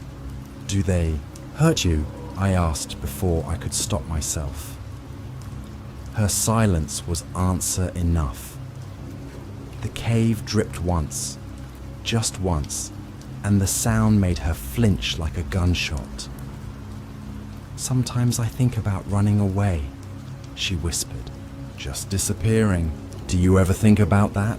I swallowed hard. All the time. And it was true. I'd thought about leaving everything behind, vanishing into the silence where no one could follow. But not like her. For me, it was an idea. For Elise, it sounded like a plan. The next morning, something shifted. Mrs. Schmidt confronted me as we packed. You need to stop filling her head with nonsense, she said under her breath. I didn't. You did. I hear her talking in her sleep now, the same way you do. Words I don't understand. This connection between you two, it isn't healthy. Her words struck deep, though I couldn't tell if it was guilt or anger that burned hotter. Elise avoided my eyes that entire morning, as though embarrassed by what her mother had said. But that night, when we camped in another cavern, she leaned close again. They don't believe me, she whispered, but I know someone's following us. I wanted to tell her she was wrong. That fear makes people imagine things. That caves distort sound, trick the mind. But as she spoke, I heard it too. Slow, deliberate footsteps echoing down the tunnel. Not ours. Her flashlight trembled in her hands. What if it's not in our heads? I forced a laugh, though my stomach knotted. Then it's someone else camping. She shook her head violently. No, I saw him. A man, in the dark. He was watching us. That was when she grabbed my wrist, fingers ice cold. Promise you'll tell me if you see him again. I opened my mouth, but no promise came. Because I already had seen him, and I hadn't told her. I've replayed that moment 1,000 times in my head. If I'd been honest, maybe Elise wouldn't have followed me into the side passage later that night. Maybe she wouldn't have whispered that she wanted to escape her parents. Maybe she wouldn't have pressed her trembling hand into mine and asked, "Would you come with me if I ran?" I didn't answer, not then. My silence was its own kind of betrayal. And the truth is, I wasn't silent because I didn't want to run. I was silent because I'd already made a choice. A choice I never told her. One of the things I didn't say. When I woke in the middle of that second night, Elise was gone. Her lantern, too. The tunnel beyond camp was darker than anything I'd ever seen. And somewhere within that darkness, I swear I heard her calling my name. Or maybe it was just the echo again. But the worst part? Mrs. Schmidt was awake too. And the look she gave me, sharp, cold, accusing, told me she thought Elise was with me. And maybe she was right, because part of me wanted Elise to vanish into those tunnels, and part of me still wonders if I led her there myself. When Elise disappeared, time stopped meaning anything. Down there, without sunlight, hours stretched and folded until I couldn't tell if I'd been searching for minutes or days. The lantern glow was my only anchor, and even that wavered, sputtering as if the darkness wanted to swallow it whole. Mrs. Schmidt insisted Elise was with me. She looked at me like I'd stolen her daughter in the night. I denied it, of course, again and again. But the more I denied, the less convincing I sounded, even to myself. Mr. Schmidt tried to keep order. "We'll find her," he said, forcing calm into every syllable. "We just need to stay together." But staying together was impossible. The caves didn't allow it. Every passage forked, every shadow split. Our echoes bounced back at us, doubling, tripling, until I couldn't distinguish my footsteps from someone else's. At some point, I think I heard Elise again, her voice soft, drifting from a side tunnel. This way. I told the Schmidts I heard nothing. That was a lie. I just didn't want them to follow. We stumbled deeper, the air heavier with every step. The walls seemed to close in, dripping moisture like sweat. The lanterns barely touched the dark anymore. Their beams broke apart like weak threads against stone. "Stop!" Mrs. Schmidt hissed suddenly. Listen, we froze, and there it was, breathing, not ours. Deep, steady, too slow for panic, too close for comfort. Mr. Schmidt raised his lantern, hand shaking. "Who's there?" No answer, only silence. Thick, unnatural silence, like the cave itself had swallowed sound whole. Mrs. Schmidt's face drained of color. She clutched her husband's arm. "It's him," she whispered. "The man Elise saw." I wanted to agree, but something inside me rebelled, because part of me thought there was no man at all. That the footsteps, the whispers, the breathing, they were mine. My guilt echoing back at me, reshaped by the cave. But guilt doesn't bleed, and what we found next was stained with it. The passage opened into another chamber. The lanterns illuminated smears of red across the stone floor. Blood, fresh, soaking into the limestone. My stomach lurched. Mrs. Schmidt screamed, a raw breaking sound that shattered the silence. "Don't!" Mr. Schmidt barked, grabbing her shoulders. "Don't lose it now." I couldn't move. My eyes fixed on a trail of prints leading deeper into the tunnel. Small prints, Elise's size. But alongside them were others. Larger, heavier. Pressed so deep into the mud that the earth seemed to recoil from them. "I told you," Elise had whispered the night before. "He's real, and maybe he was. Or maybe the prints were mine. I don't remember leaving them, but that doesn't mean I didn't." We followed the trail, though each step felt like descending further into someone else's nightmare. Then came the scream. High, piercing, cut short like a snapped string. "Elise!" Mrs. Schmidt bolted ahead, lantern jerking wildly. I wanted to stop her. I wanted to hold her back. Tell her that sound wasn't Elise at all. That it was the cave luring us forward. But I didn't. Maybe I even wanted her to run. When we caught up, the chamber we entered was wrong. Too wide, too open, the ceiling lost in shadow. Stalactites hung like teeth, and at the center, sprawled across the stone, was Elise. Her lantern lay shattered beside her. Her face was pale, her lips parted as if she'd been trying to speak, but she wasn't moving. Mrs. Schmidt collapsed over her, sobbing. Mr. Schmidt dropped to his knees, pressing trembling fingers to her neck, whispering prayers under his breath. I stood back, frozen, watching. And here's the part I can't make clear. Sometimes, when I remember that moment, I see Elise's eyes flicker open, her lips form my name. Other times, she never stirs at all. Both memories feel real. Both tear me apart. Chaos followed. Mrs. Schmidt's grief curdled into rage. She turned on me, screaming, clawing, insisting this was my fault, that I'd led Elise into the dark, that I'd poisoned her mind. Mr. Schmidt tried to pull her back, but his own eyes burned with the same accusation. And maybe they were right. I didn't defend myself. I didn't explain. I just stood there, lantern shaking in my hands, staring at the blood on the floor. Because deep down, I knew there were things I hadn't said, things I'd kept from Elise, from them, from myself. And maybe those silences had killed her more than any stranger in the dark ever could.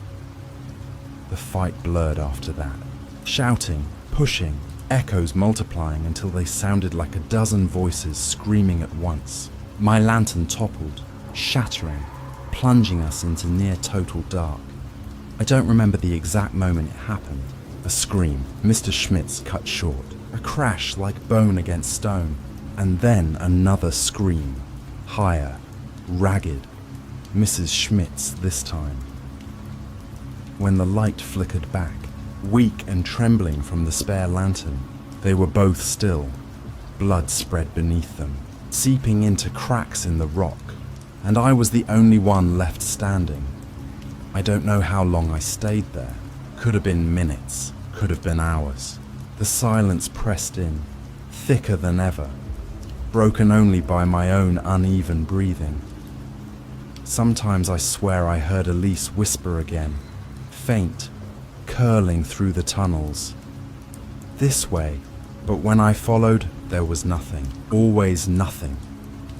Eventually I stumbled back toward the surface, leaving their bodies behind. My hands were slick, my clothes stained. Whether it was their blood, or mine, or something else entirely, I still don't know. People ask me what really happened in the Maquoketa caves. I give them pieces of the story, but never all of it. Sometimes I say there was a man in the tunnels. Sometimes I say we were alone. Sometimes I swear Elise died in front of me. Other times, I'm certain I still hear her humming when I close my eyes, and when the police asked how I survived, how I walked out when no one else did. I told them I couldn't remember. That was a lie. I remember everything, or at least I think I do. Here's what I'll tell you, and you can decide what's real. I wasn't supposed to be there. I wasn't invited, and if I hadn't gone, maybe the Schmitz would still be alive. But I did go, and now the caves keep their silence, their secrets, and their dead. Sometimes, late at night, I wake with dirt under my fingernails and no memory of digging. Sometimes, I swear I hear Elise whisper my name from the shadows, and sometimes, when the echoes come back to me, there's no sound at all, only silence.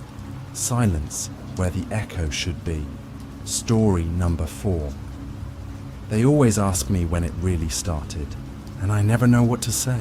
Some nights, I think it began the first time I saw her on the track. Other nights, I swear it started long before that, when I realized the finish line doesn't always mean you've won. Sometimes, it just means you're the one left standing when someone else falls. That's the part nobody understands about me, about Mariah. They want a clear beginning, like a stopwatch clicking at 0, but it's never that simple. Maybe I should say it started on that damp spring afternoon in Austin, when the pavement steamed under the sun after a sudden rain.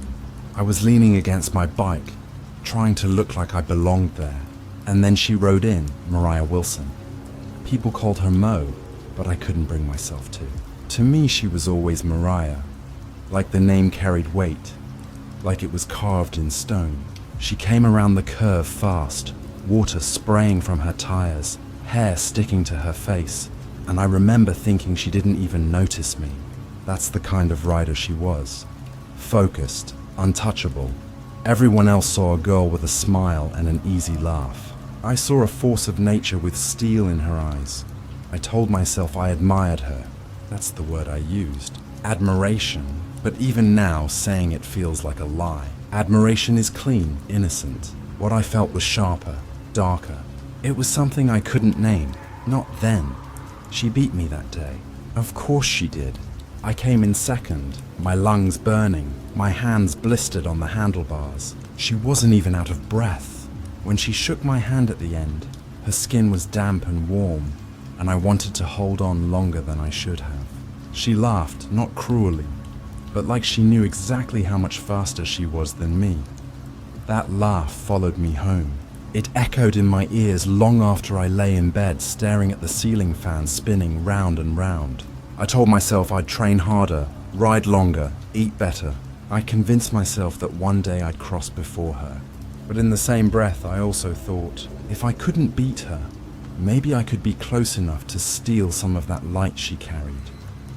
That's when the lines started to blur. I don't remember when admiration became obsession. I only know that I started keeping track of her races, not just the big ones everyone knew about. No, I knew the small ones too. The ones tucked away in towns no one bothered to pronounce correctly. I followed her social feeds, read her interviews, memorized the way she tilted her head when she didn't like a question. Some nights I swore I could hear her voice when I closed my eyes. It wasn't love. Don't call it that. Love is fragile, delicate. What I felt had teeth. The thing is, people think rivalry is born on the track. But real rivalry, it's born in silence when you watch someone become everything you wanted to be. When you see the world bending toward them, like they're gravity itself, and you're just debris spinning helplessly around. I won't lie to you. Not entirely. There were nights I hated her. I'd sit with a bottle in my hand and curse her name under my breath, imagining her falling, breaking, quitting. But the next morning, I'd wake up and pedal until my legs gave out. Like maybe I could ride the poison out of me. But here's the part you won't believe. She wasn't my only obsession. No, there was someone else. Someone who made everything worse. I won't say their name yet. You'll hear it soon enough. Just know that Mariah wasn't the only one standing at the center of this storm. She was the brightest star, yes. But every star casts shadows. I used to tell myself that if I got close enough to her, if she just saw me, really saw me, maybe the shadows would vanish. I imagined conversations that never happened, moments where she would lean in and whisper something only I could hear. Sometimes I wonder if those memories are real, or if I invented them out of desperation. That's the problem with memory. It bends, it twists, it betrays you. Like the night after one of our races. I remember her brushing past me, her hand grazing my arm. Did it happen? Or did I make it happen later? Replaying the day in my mind until it felt true. I honestly don't know anymore. And maybe that's why I'm telling you all this. Because I need someone to decide what was real. Was I her rival, her admirer, her shadow? Or was I something else entirely? I'll tell you this much.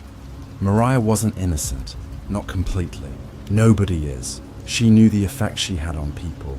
She knew how to smile at just the right moment, how to let her laughter linger, how to let her silence feel heavy. She pulled people in without even trying. And some of us drowned in that pool. I drowned. But if you asked her, she'd say it was just cycling, just competition, just friendship.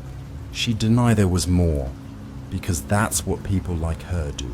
They deny until the truth rips its way out, and the truth was, there was always more. There was the other person, the one I haven't told you about yet.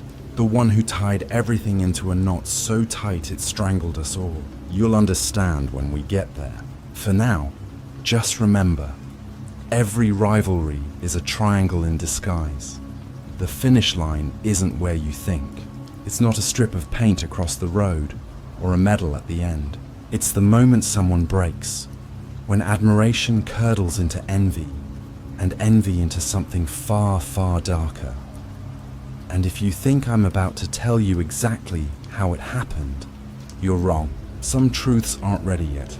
Some need to be dragged out slow, piece by piece. So let's just say, it started with Mariah, with the way she looked over her shoulder that last time we raced. A flicker of something I still can't explain in her eyes. Fear, or recognition, or maybe just pity. Either way, that look has never left me.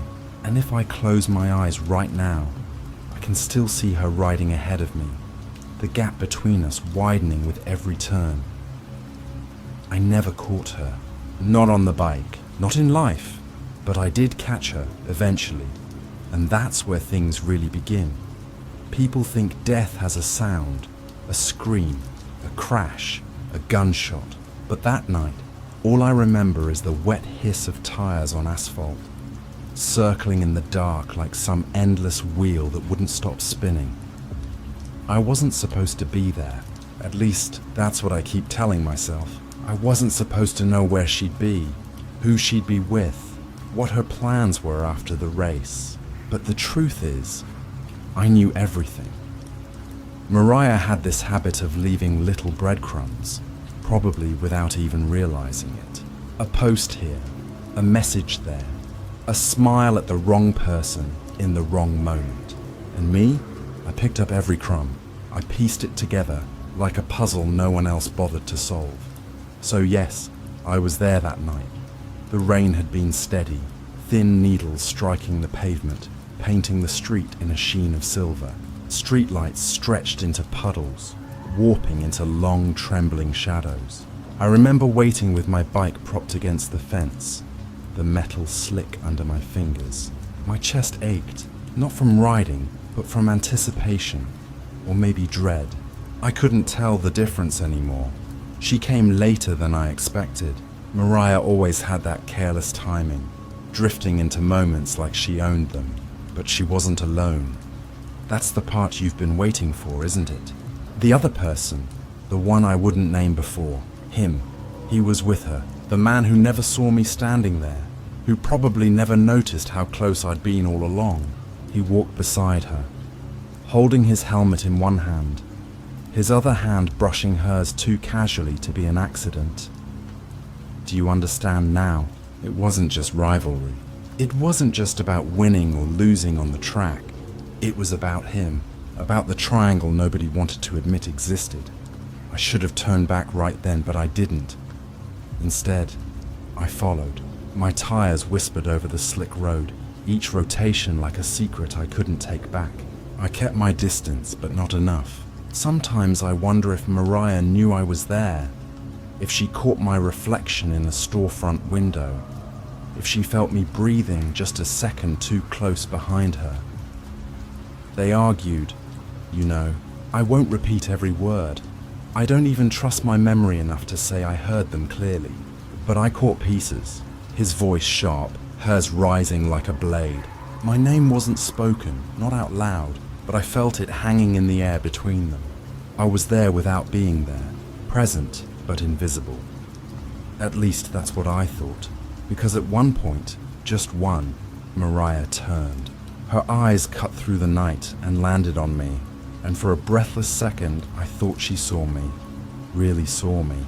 Maybe she did, or maybe I only imagined it. The rain distorts everything, you know. Faces, sounds, even truth. The fight escalated. I saw her push him back, his hand tightening, her voice cracking. My pulse hammered so loud I couldn't tell if the thunder was in the sky or in my chest. I gripped the handlebars so hard my knuckles ached. And then, this is the part where I should tell you what happened, right? Where I should lay it all out, clean and precise, so you can decide who's guilty, who's innocent. But I can't, because every time I replay that moment, it shifts. Sometimes I see him shove her. Sometimes I see her stumble on the slick pavement, her bike skidding out. And sometimes I see my own hands reaching forward. Which one was real? Don't ask me. I've asked myself 1,000 times, and the answer changes with every telling. Maybe that's why I'm sitting here talking to you instead of standing in a courtroom. Truth is elastic. It stretches to fit the shape of the storyteller. What I do know is that 1 second she was standing, rain dripping off her helmet, her chest rising and falling, and the next, she wasn't. Her body hit the asphalt with a dull finality, like a chain snapping. I swear the sound echoed louder than the storm. Her bike clattered beside her, wheels spinning uselessly in the puddles. I froze. My breath fogged in the air. He shouted. At me, at her, maybe at God himself. His words blurred into the rain, but the rage in his voice was unmistakable. And then, silence. Do you know what silence feels like in the middle of a storm? It feels wrong. It feels like the world itself holds its breath, waiting for something you can't give back. I should have run. I should have called someone, but I just stood there, watching the rain trace rivers down her cheek. Her eyes glassy and wide. She looked like she was still racing, chasing something none of us could catch. And here's the thing. I'm not even sure she was dead. Not right away. Maybe her chest rose once more. Maybe her lips parted, trying to form a word. Or maybe that was just me, desperate for her not to be gone. I'll never know. He looked at me then. Really looked at me. For the first time, I wasn't invisible. His eyes were wild, furious, terrified all at once. He opened his mouth, and I swear he said, "This is your fault." Or maybe I only heard what I wanted to hear. The next thing I remember is darkness. Not the kind where the lights go out, the kind where memory folds in on itself. One moment I was staring down at her, the next I was back on my bike, tires cutting through water, riding faster than I ever had before. And when I finally stopped, when I finally looked back, there was nothing, just wet asphalt stretching into the night, swallowing the truth whole. You probably expect me to say I'm haunted by what I saw that night. But the truth is, I'm haunted by what I didn't see, by all the missing frames, the gaps between memory, the things I might have done and might have imagined. Sometimes, not knowing is worse than guilt. Since that night, everything feels like a race I can't stop riding. The wheels keep spinning even when I'm off the bike, even when I'm lying awake at 3 in the morning, staring into the dark. I hear them. The click of the chain, the hum of tires cutting through wet pavement. Over and over, a rhythm that doesn't end. People ask me if I went to the funeral. I didn't. I told them it was out of respect, that I couldn't face it. But the real reason, I couldn't risk standing there, surrounded by people who loved her, and letting them see the truth leaking out through my eyes. Because every time I think about her lying on that asphalt, I don't just see her.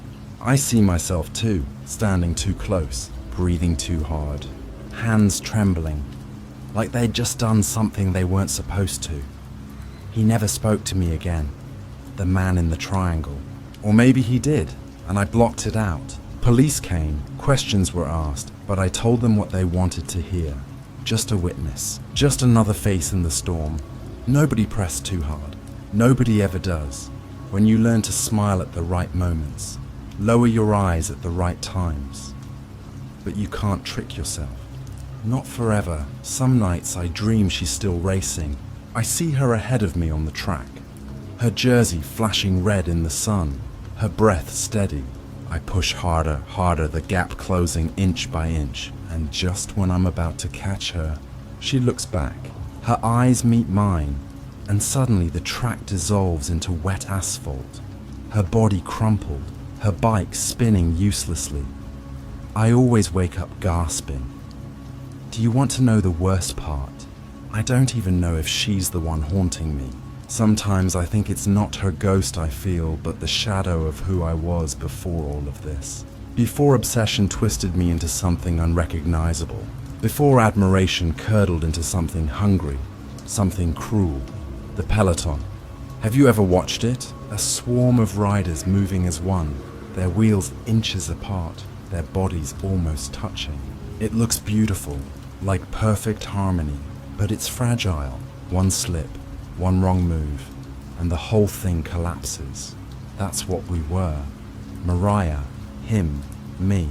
A 3-person peloton, balanced on speed and silence.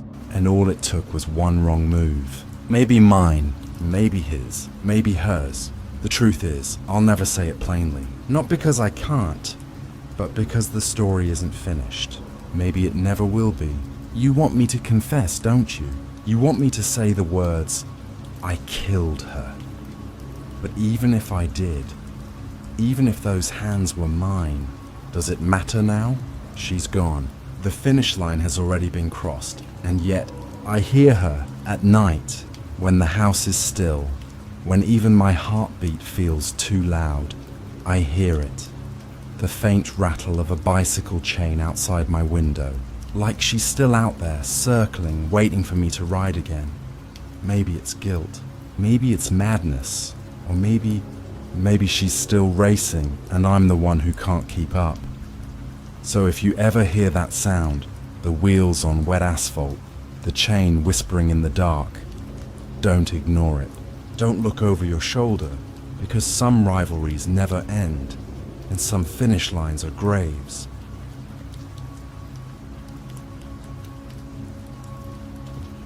Story number 2, the white sedan. A person's sense of safety is shattered when they are relentlessly followed by a mysterious man in a white sedan after a simple trip to the Dollar Tree. You ever get that? Feeling that someone's been watching you all along, even before you notice them? I saw it first in the Dollar Tree parking lot. That white sedan, parked crookedly under the flickering neon sign, headlights off, like it had been waiting for me. And the thing is, I don't even remember if I noticed it when I first walked out, or if it appeared after I was already halfway to my car. Memory doesn't work straight when your paranoia starts building. I shook it off at first. Sure, coincidences happen. People park weirdly all the time.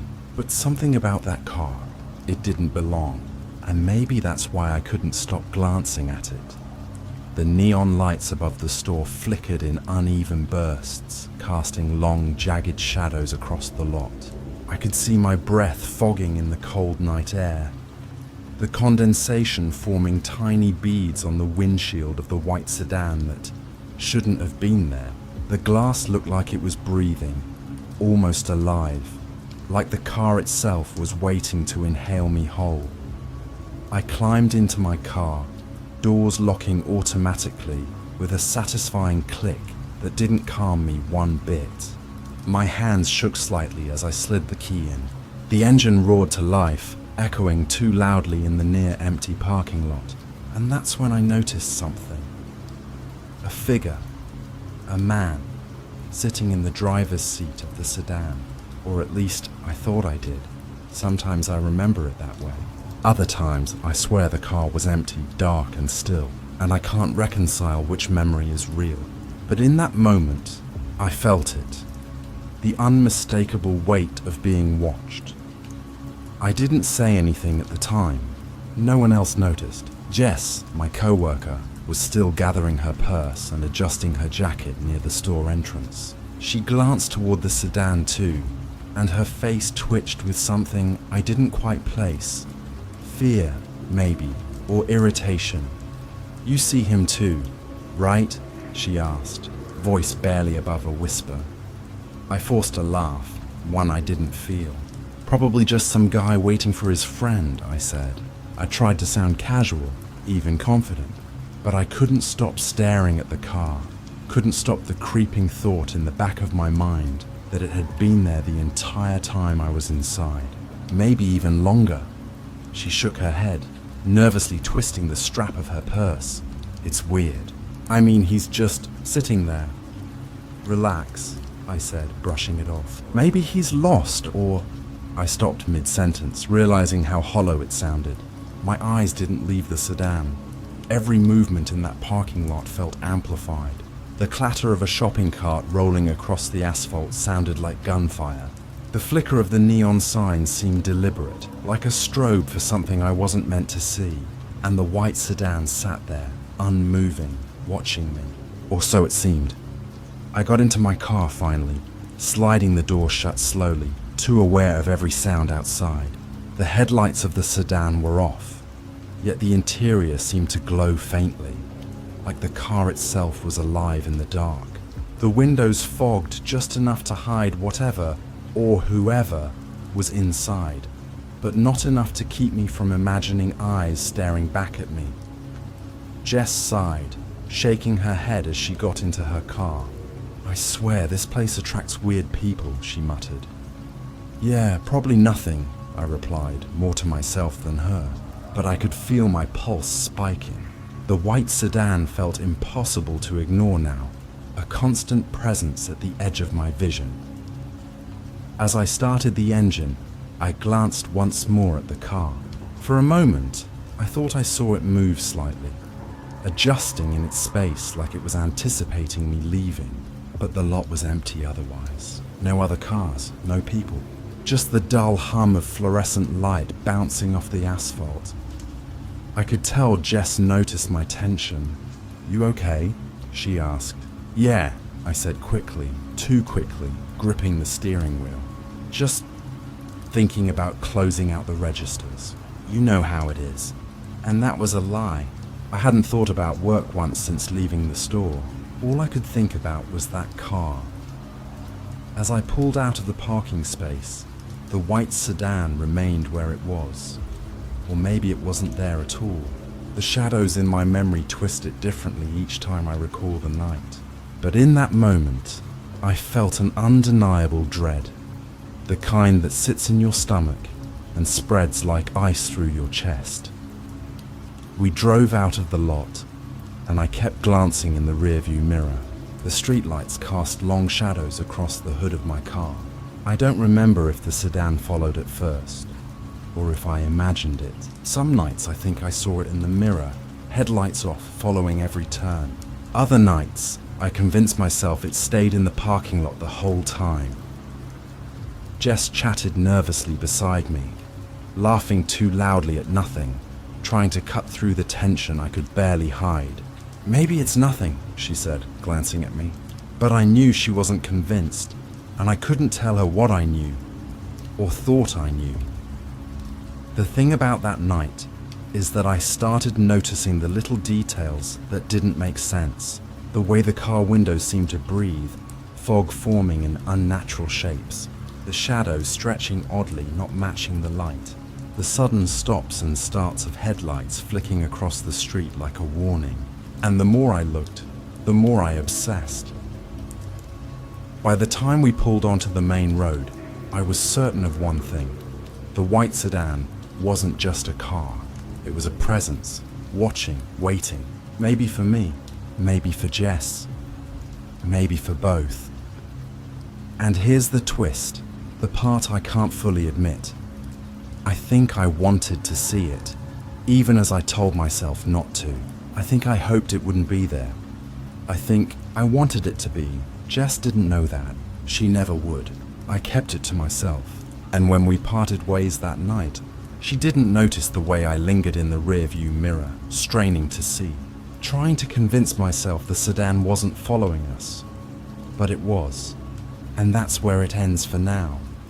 The moment before the real chase begins.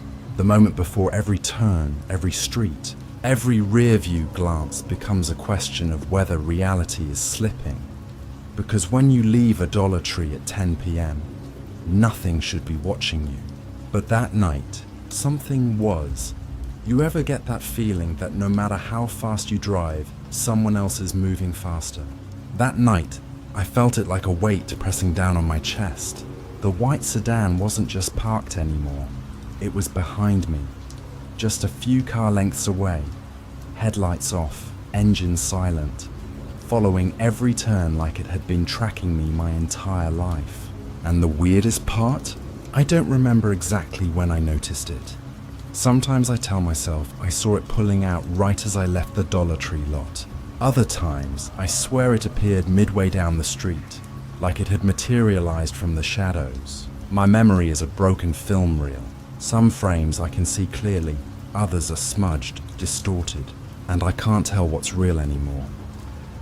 The streetlights cast long, thin shadows across the pavement.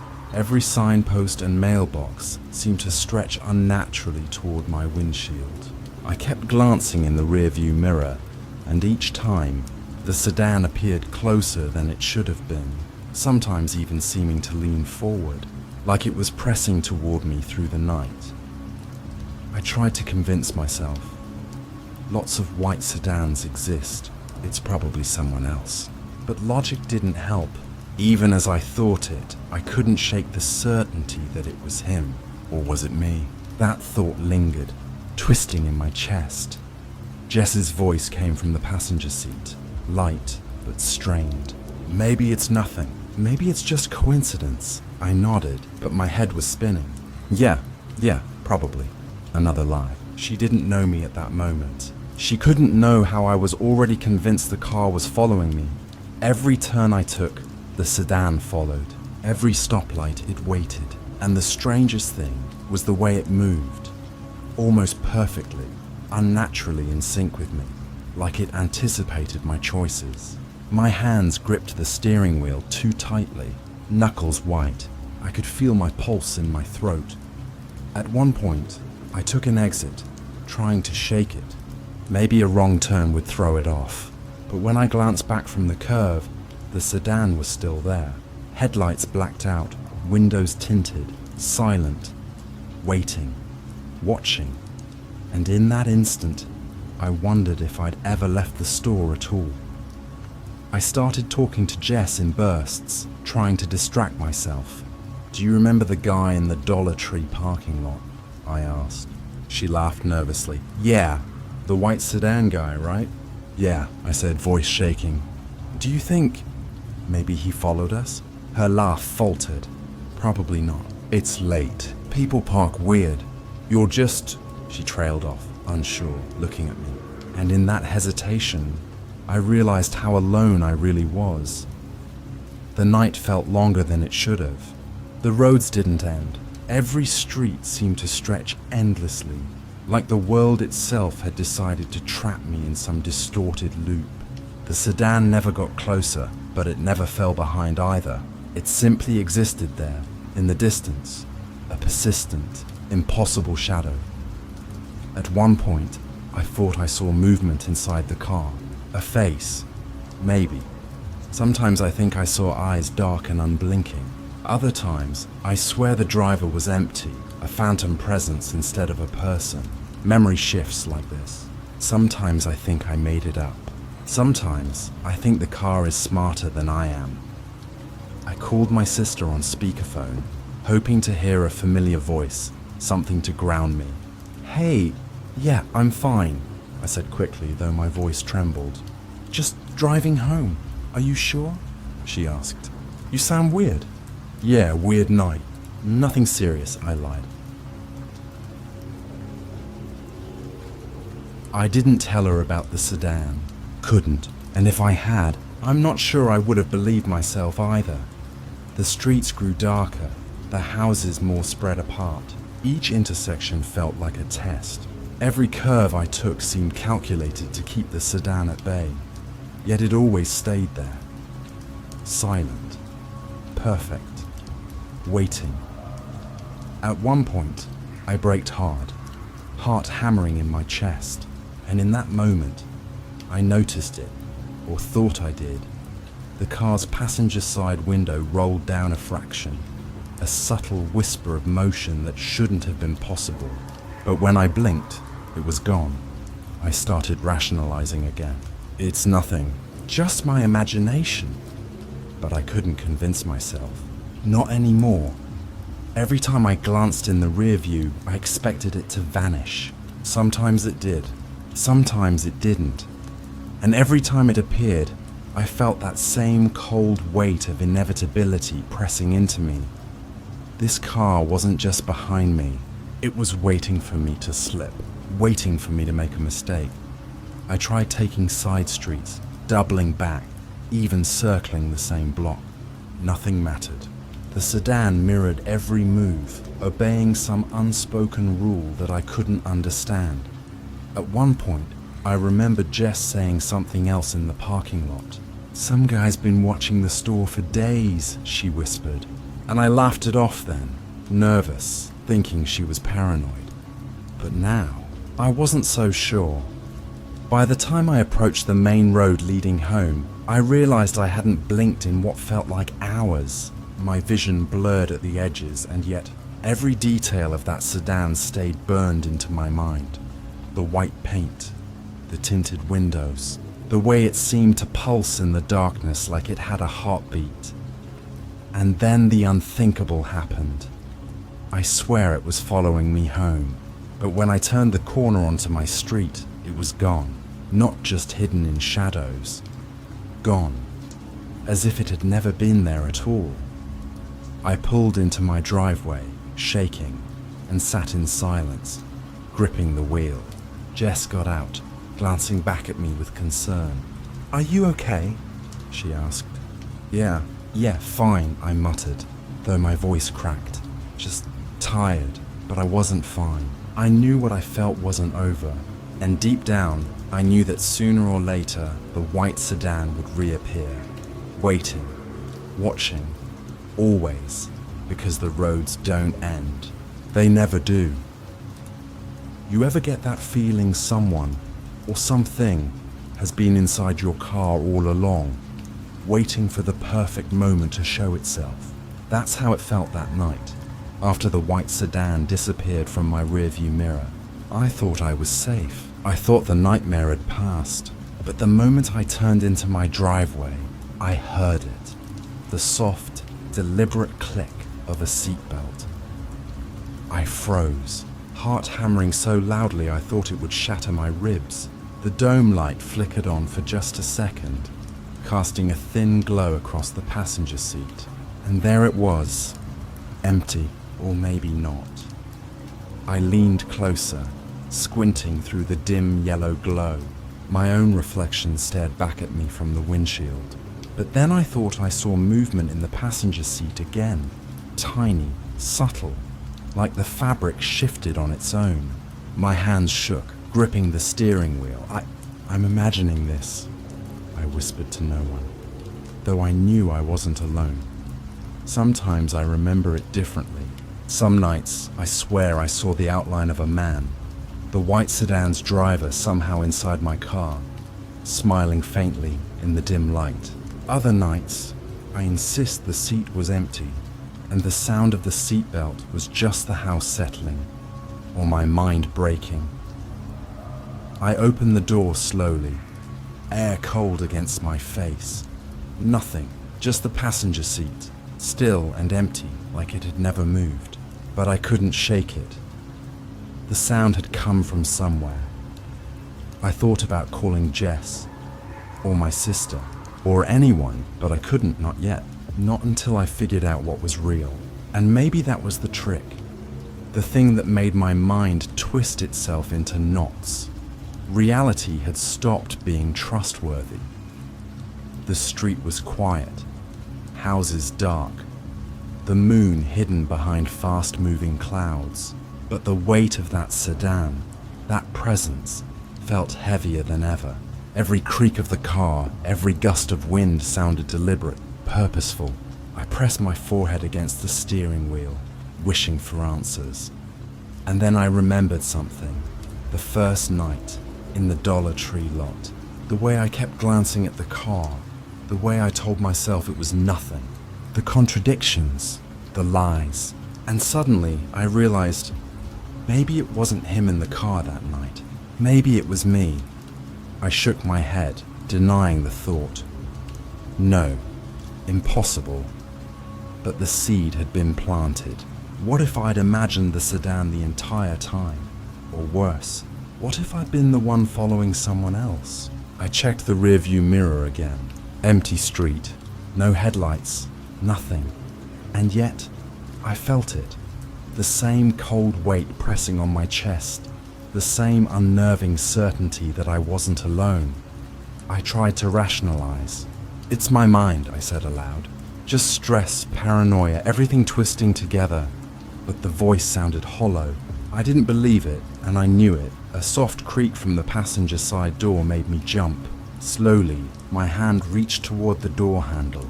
My fingers trembled so badly I almost dropped the keys. Nothing. The door was closed, locked. And then I thought I saw it. A flicker in the corner of my eye. The white of a seatbelt snapping across the empty passenger seat. I froze, breath shallow, pulse racing, and I whispered, barely audible, "Who's there?" No answer, just silence, thick, heavy, suffocating. I've replayed that night in my head countless times. Some versions end with the door opening, a shadow leaning over me. Other versions, I drive inside, lock every door, and stare at the seat, empty, yet somehow still occupied. People ask me why I tell this story at all, why I confess all these contradictions, all these gaps in memory. The answer is simple, because someone, or something, needs to know. Someone needs to see the truth that I can't fully face myself. Sometimes, when I close my eyes, I see the sedan again, not behind me this time, not on the street, inside my driveway, parked in the passenger seat, watching, waiting, and maybe, just maybe, it's always been me, because the car doesn't follow, it doesn't chase, it doesn't leave, it waits, and it knows. And I think I finally realized, it doesn't matter if it's him or me. The lines between observer and observed have already blurred. The white sedan is everywhere I am, every glance in a mirror, every shadow in the corner of my eye. And some nights, I think it's the only thing that remembers me at all.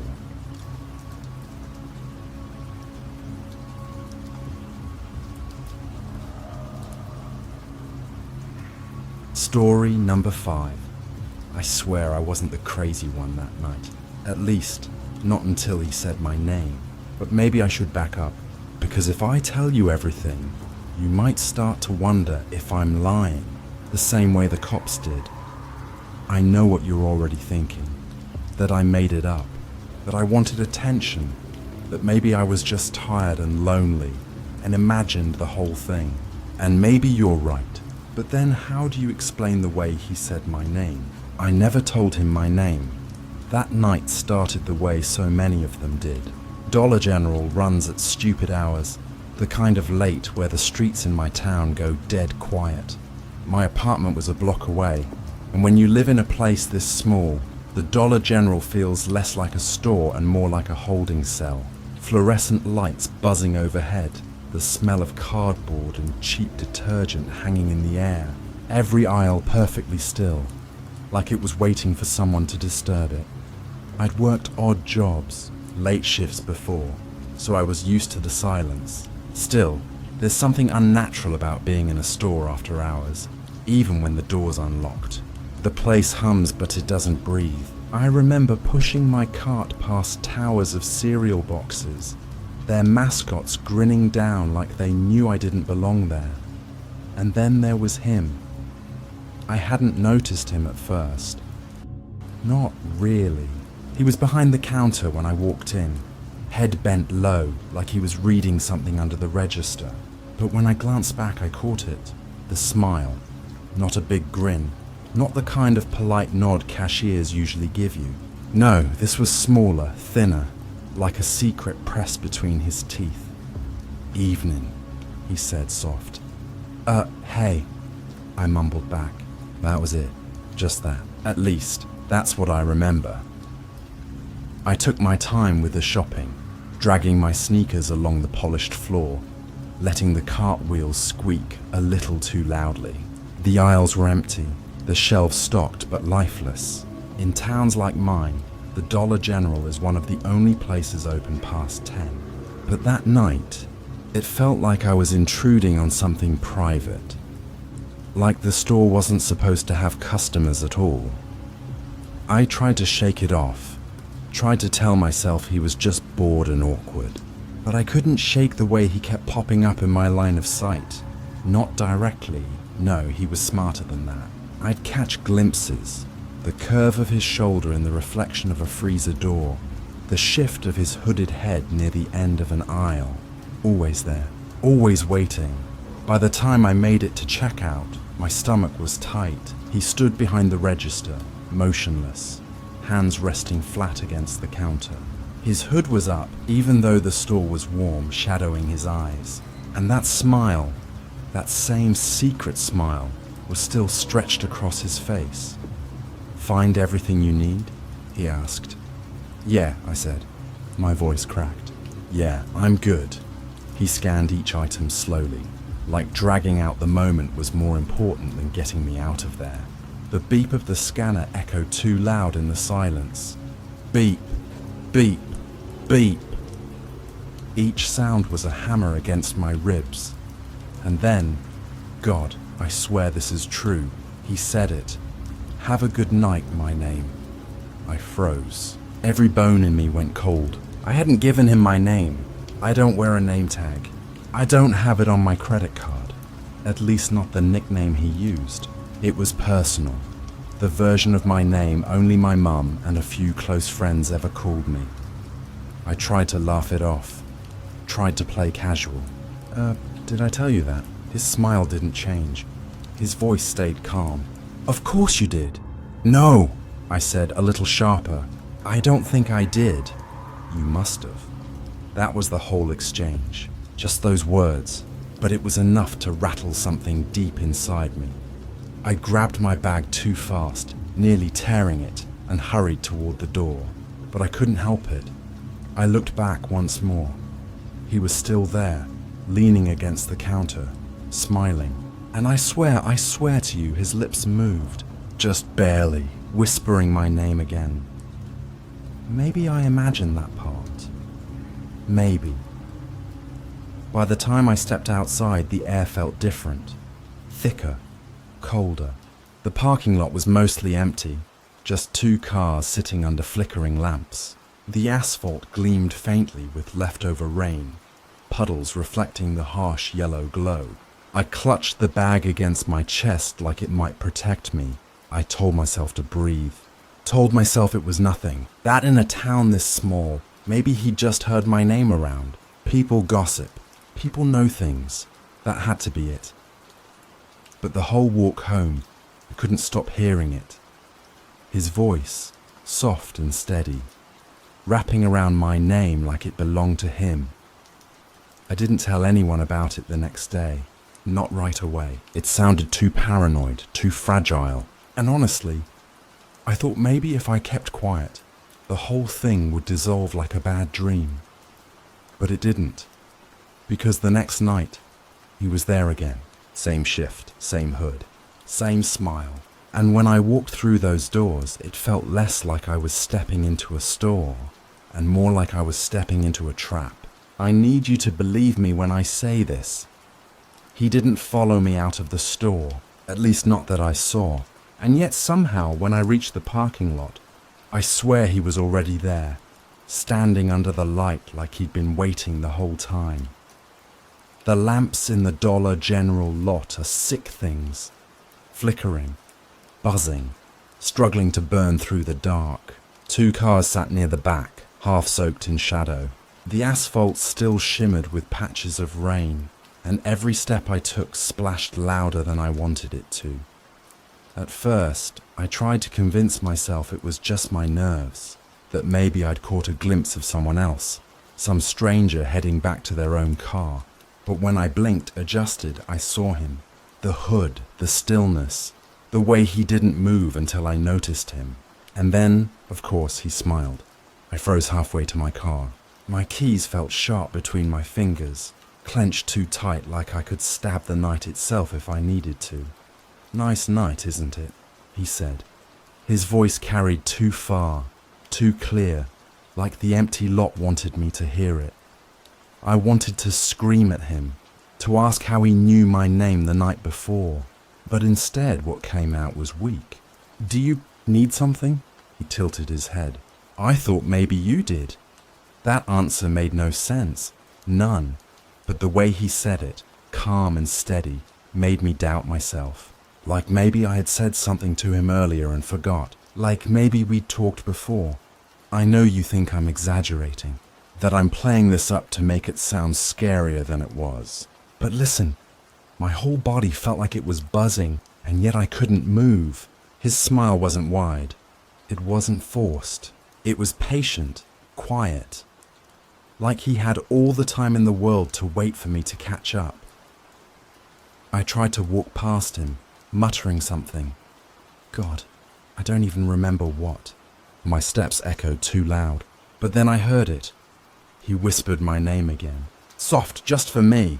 "Stop," I snapped, turning. Don't say that." "What? Your name?" "Yes, why? Isn't it yours?" That's the thing about his words. They sound harmless when I repeat them now. Simple. But in the moment, it was like he was peeling me apart with them, layer by layer. I rushed to my car, fumbling with the door handle. My reflection in the window looked pale, distorted under the light. When I finally yanked the door open, I half expected him to lunge forward to grab me, but he didn't. He just stood there, smiling. "You'll see me again," he said. And then, this is the part nobody believes, he walked away. Not toward the store, not toward a car, just into the shadows beyond the lamps. And when I tried to follow him with my eyes, he was gone, like he dissolved into the dark. I sat in my car for 10 whole minutes, hands gripping the wheel, heart banging so hard it hurt. I thought about calling the cops, but what would I even say? Some cashier smiled at me and said my name. They'd laugh me off. They'd tell me it was nothing. So I drove home, slowly. Every shadow felt like it might hide him. Every set of headlights behind me felt too close. When I finally locked myself inside my apartment, I told myself I was safe, that maybe I'd misheard, that maybe his name tag or a receipt or something had my name on it. Some stupid mistake. That's what I wanted to believe. But then my phone buzzed. A text from an unknown number. Just my name. That's it. No punctuation. No explanation. Just my name. I dropped the phone. My knees buckled. How could he have my number?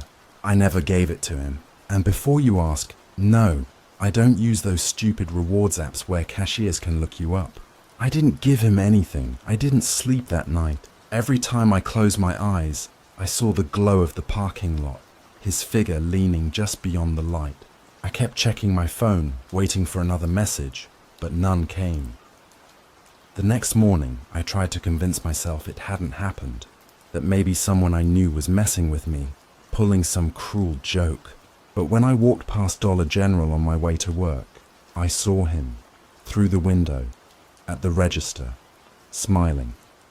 I keep telling myself it didn't happen the way I remember it, that maybe I dreamed half of it, that maybe I was already spiraling from the text and just imagined the rest.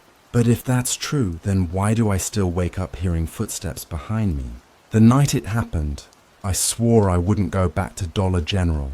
But you have to understand, I didn't have a choice. It's the only place in town open late, the only place within walking distance from my apartment. And I thought maybe, if I acted normal, it would all feel normal again. So I went back. The store looked the same as always. Buzzing lights, 2 quiet aisles, shelves stacked high like sentinels. I told myself not to look at him, not to give him the satisfaction. But when I stepped up to the counter, he was already smiling. "You came back," he said. I gripped my basket tighter. Of course I did. It's just a store. His smile didn't change. "It's not just a store to you. What's that supposed to mean?" "You know," that's all he said. Just, you know. And maybe I did. Maybe I knew exactly what he meant. And that's why my throat closed up. I paid in silence, staring at the register screen, waiting for the beep of each scan. Beep, beep, beep. But when he handed me the bag, his fingers brushed mine, cold, deliberate, and he whispered my name again. I bolted. The air outside was heavy, the kind of night where the sky hangs low and every sound carries too far. I speed walked across the lot, keys ready in my hand. But halfway to my car, I heard it. Footsteps, soft, steady, matching mine. I spun around. He was there, not behind the counter anymore, not locked inside the store. No, he was out in the lot, hood up, walking straight toward me. "What do you want from me?" I shouted. He didn't answer, just kept coming, slow, measured steps, like he wasn't in a hurry, like he knew I had nowhere else to go. I turned and ran, my shoes slapped against the asphalt, splashing through shallow puddles.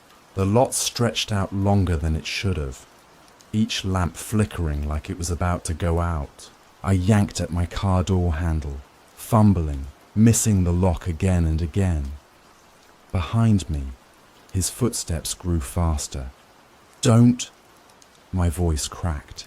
"Don't come closer!" I finally flung the door open and dove inside. My hands shook too hard to jam the key into the ignition. He was closer now. I could see his reflection in the rearview mirror, his hooded figure moving steadily, calmly, like this wasn't a chase at all, but something inevitable. The key slid in. I twisted. The engine sputtered. Stalled. "No, no, no." I slammed the wheel, tears stinging my eyes. That's when he spoke, voice muffled through the glass. "You know me." I froze. My fingers hovered over the key. "What?" "You know me," he repeated. I shook my head. No, I don't! Yes, he said. His smile widened. Just a little, just enough. That's why you're scared. I don't remember deciding to move. 1 second I was frozen. The next, I was out of the car, sprinting across the lot toward the far edge, away from the light, away from everything familiar. My breath burned, my chest ached, but I couldn't stop. His footsteps followed, always steady, never rushed. It felt wrong, like he didn't need to run, like he already knew I wouldn't escape. I cut behind the dumpster at the back of the store, pressing myself into the shadows, trying to quiet my breath. The stink of rot filled my lungs. The night pressed down heavy. For a moment, silence. Then, tap, tap, tap. Knuckles against metal. Slow, deliberate. On the other side of the dumpster. I like the way you run, he said softly. I nearly screamed. Instead, I bolted again, cutting through the grass behind the lot, slipping in the wet earth. My hands scraped raw on the gravel. I stumbled, pushed forward, stumbled again. Every time I glanced back, I swore I saw him. Closer, closer, smile unbroken. By the time I reached my apartment building, I was sobbing. I fumbled my key at the door, slamming it shut behind me the second I got inside. I pressed my back to the wood, listening, praying I wouldn't hear footsteps on the stairs. But there was nothing, just silence. I stayed like that for hours, waiting, but he never came, at least, not that night. And here's the part I hate admitting. Nobody else saw him. Nobody. Not the cashier before him, not my neighbors, not anyone. When I finally told a friend, they laughed, said I was just paranoid, said maybe I had a crush I didn't want to admit. But I know what I saw. And sometimes, when I walk past the Dollar General now, I swear I still feel him watching.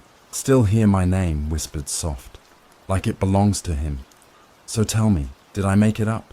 Did I imagine all of it? Or am I just telling you the parts I can bear to say out loud? Because if I told you the truth, the whole truth, you wouldn't sleep tonight.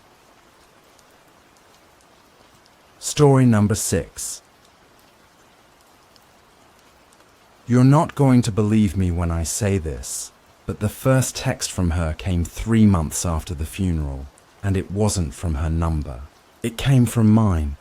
You ever hear someone's voice when you know they're dead? No, scratch that.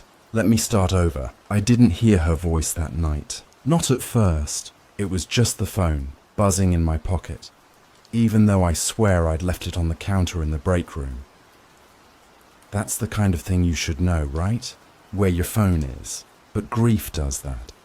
It makes you unreliable, foggy, like you're watching yourself from across the room. Or maybe I'm lying to you. Maybe I'm lying to myself. Anyway, I work at the Dollar Tree in Silver Pines. Midnight stocking shifts mostly. Everyone thinks retail's hell when the store is crowded. Believe me, it's worse when it's empty. The aisles breathe in this weird way. The fluorescents hum like they're chewing on your nerves, and the air feels stale no matter how much the AC blasts. Sometimes I'd stand there with the box cutter in my hand and just think about how many nights of my life I'd carved into cardboard. After she died, Emma, I couldn't sleep, couldn't eat either, couldn't stop replaying the hospital beat that never beeped again. So yeah, I picked up every overnight shift I could. My manager thought I was being responsible. I was just hiding. That night was like any other. I was down aisle 6, surrounded by paper towels and dish soap, when my phone buzzed. I remember freezing, the blade of the box cutter pressed against the tape of a carton. The buzz came from my pocket, except I'd swear on her grave that I'd left it in the break room plugged into the wall. I pulled it out anyway. Screen lit up, a soft glow against the sickly green light above me. One new message, no contact name, just a number I knew by heart, though I hadn't dialed it in months. Emma's number. The text said, "You left the light on again." Now, here's the thing. I live alone. Nobody had a key, and Emma used to tease me about forgetting the lamp by the couch, always scolding me, playfully but still. You're gonna run up the bill, babe. That kind of thing. So I told myself it was a prank. A cruel one, yeah, but still a prank. Maybe some carrier glitch, some recycled number. I even laughed right there in the aisle. My voice sounded too loud, bouncing off shelves of off-brand cleaner. But here's where it gets tricky. Sometimes when I tell this story, I say, I laughed. Other times, I don't remember laughing at all. Sometimes I say I dropped the phone, screen cracking on the floor tiles. Other times, I tell myself I slid it back into my pocket, hands steady as stone. Which version do you believe? Because I don't even know which one's true anymore. I do know this. I kept working. That's what I always do. Pretend nothing happened. Push boxes down a silent aisle until the silence feels like it's pressing back. Minutes, or maybe hours. Later, another buzz. This one I remember clear. My heart punched at my ribs, and for a second, I thought it was just the freezer kicking on. But no, it was the phone again. Second text. Same number. Same impossible sender. Why aren't you answering me? I should have blocked it, thrown the phone in the dumpster behind the store, called the carrier. But instead I typed back, "Who is this?" It felt ridiculous. My hands were shaking, and the words looked wrong on the screen, like a stranger had written them. I stared at those 3 dots, the typing bubble that shouldn't have been there. And then her reply, "Don't lie to me, I can see you." Now listen carefully. I don't know where I was standing when that text came through. In some versions, I'm still in aisle 6. In others, I've wandered to the front registers, staring at the dark glass of the doors like something might be waiting outside. Once, I even remember being in the break room, though I couldn't explain how. The point is, I don't trust my own memory, and you shouldn't either. But this part I swear on. When I looked up from the screen, the aisle lights flickered. Just once, quick enough to make me doubt it, long enough to make me feel like I wasn't alone. I called out, "Don't laugh at me." "Emma!" My voice cracked. The shelves swallowed it whole. No answer. Just the buzz of another message. Stop pretending. And here's where the first real crack in my story comes in. Because sometimes I tell myself I threw the phone across the floor, that it skittered into the shadows, screen shattered, conversation dead. Other times I swear I pressed the power button and shut it off, shoved it in my pocket, and went back to work like none of this ever happened. But then again, if that were true, how would I remember the third message? Because yeah, there was a third. Look behind you. I didn't. Not right away. My hands were numb, box cutter still clutched tight, like I could stab grief in the chest and watch it bleed out. I counted to 3, then 5, then 10. Finally, I turned. Nothing. Just a row of neatly stacked bleach bottles, their caps glowing ghost white under the light. That's when the contradiction sets in again. Sometimes I tell myself I left, dropped everything, and ran out into the parking lot, gulping night air until my lungs hurt. Sometimes I insist I finished my shift, clocked out at 7 a.m. like usual, nodded to the manager on her way in. But if either of those things were true, why do I still hear the buzz of the phone, even when I'm not holding it? Why does my apartment feel like aisle 6? Fluorescent hum echoing through the walls, shadows stretching too far across the carpet. I can't tell you if I was at Dollar Tree that night.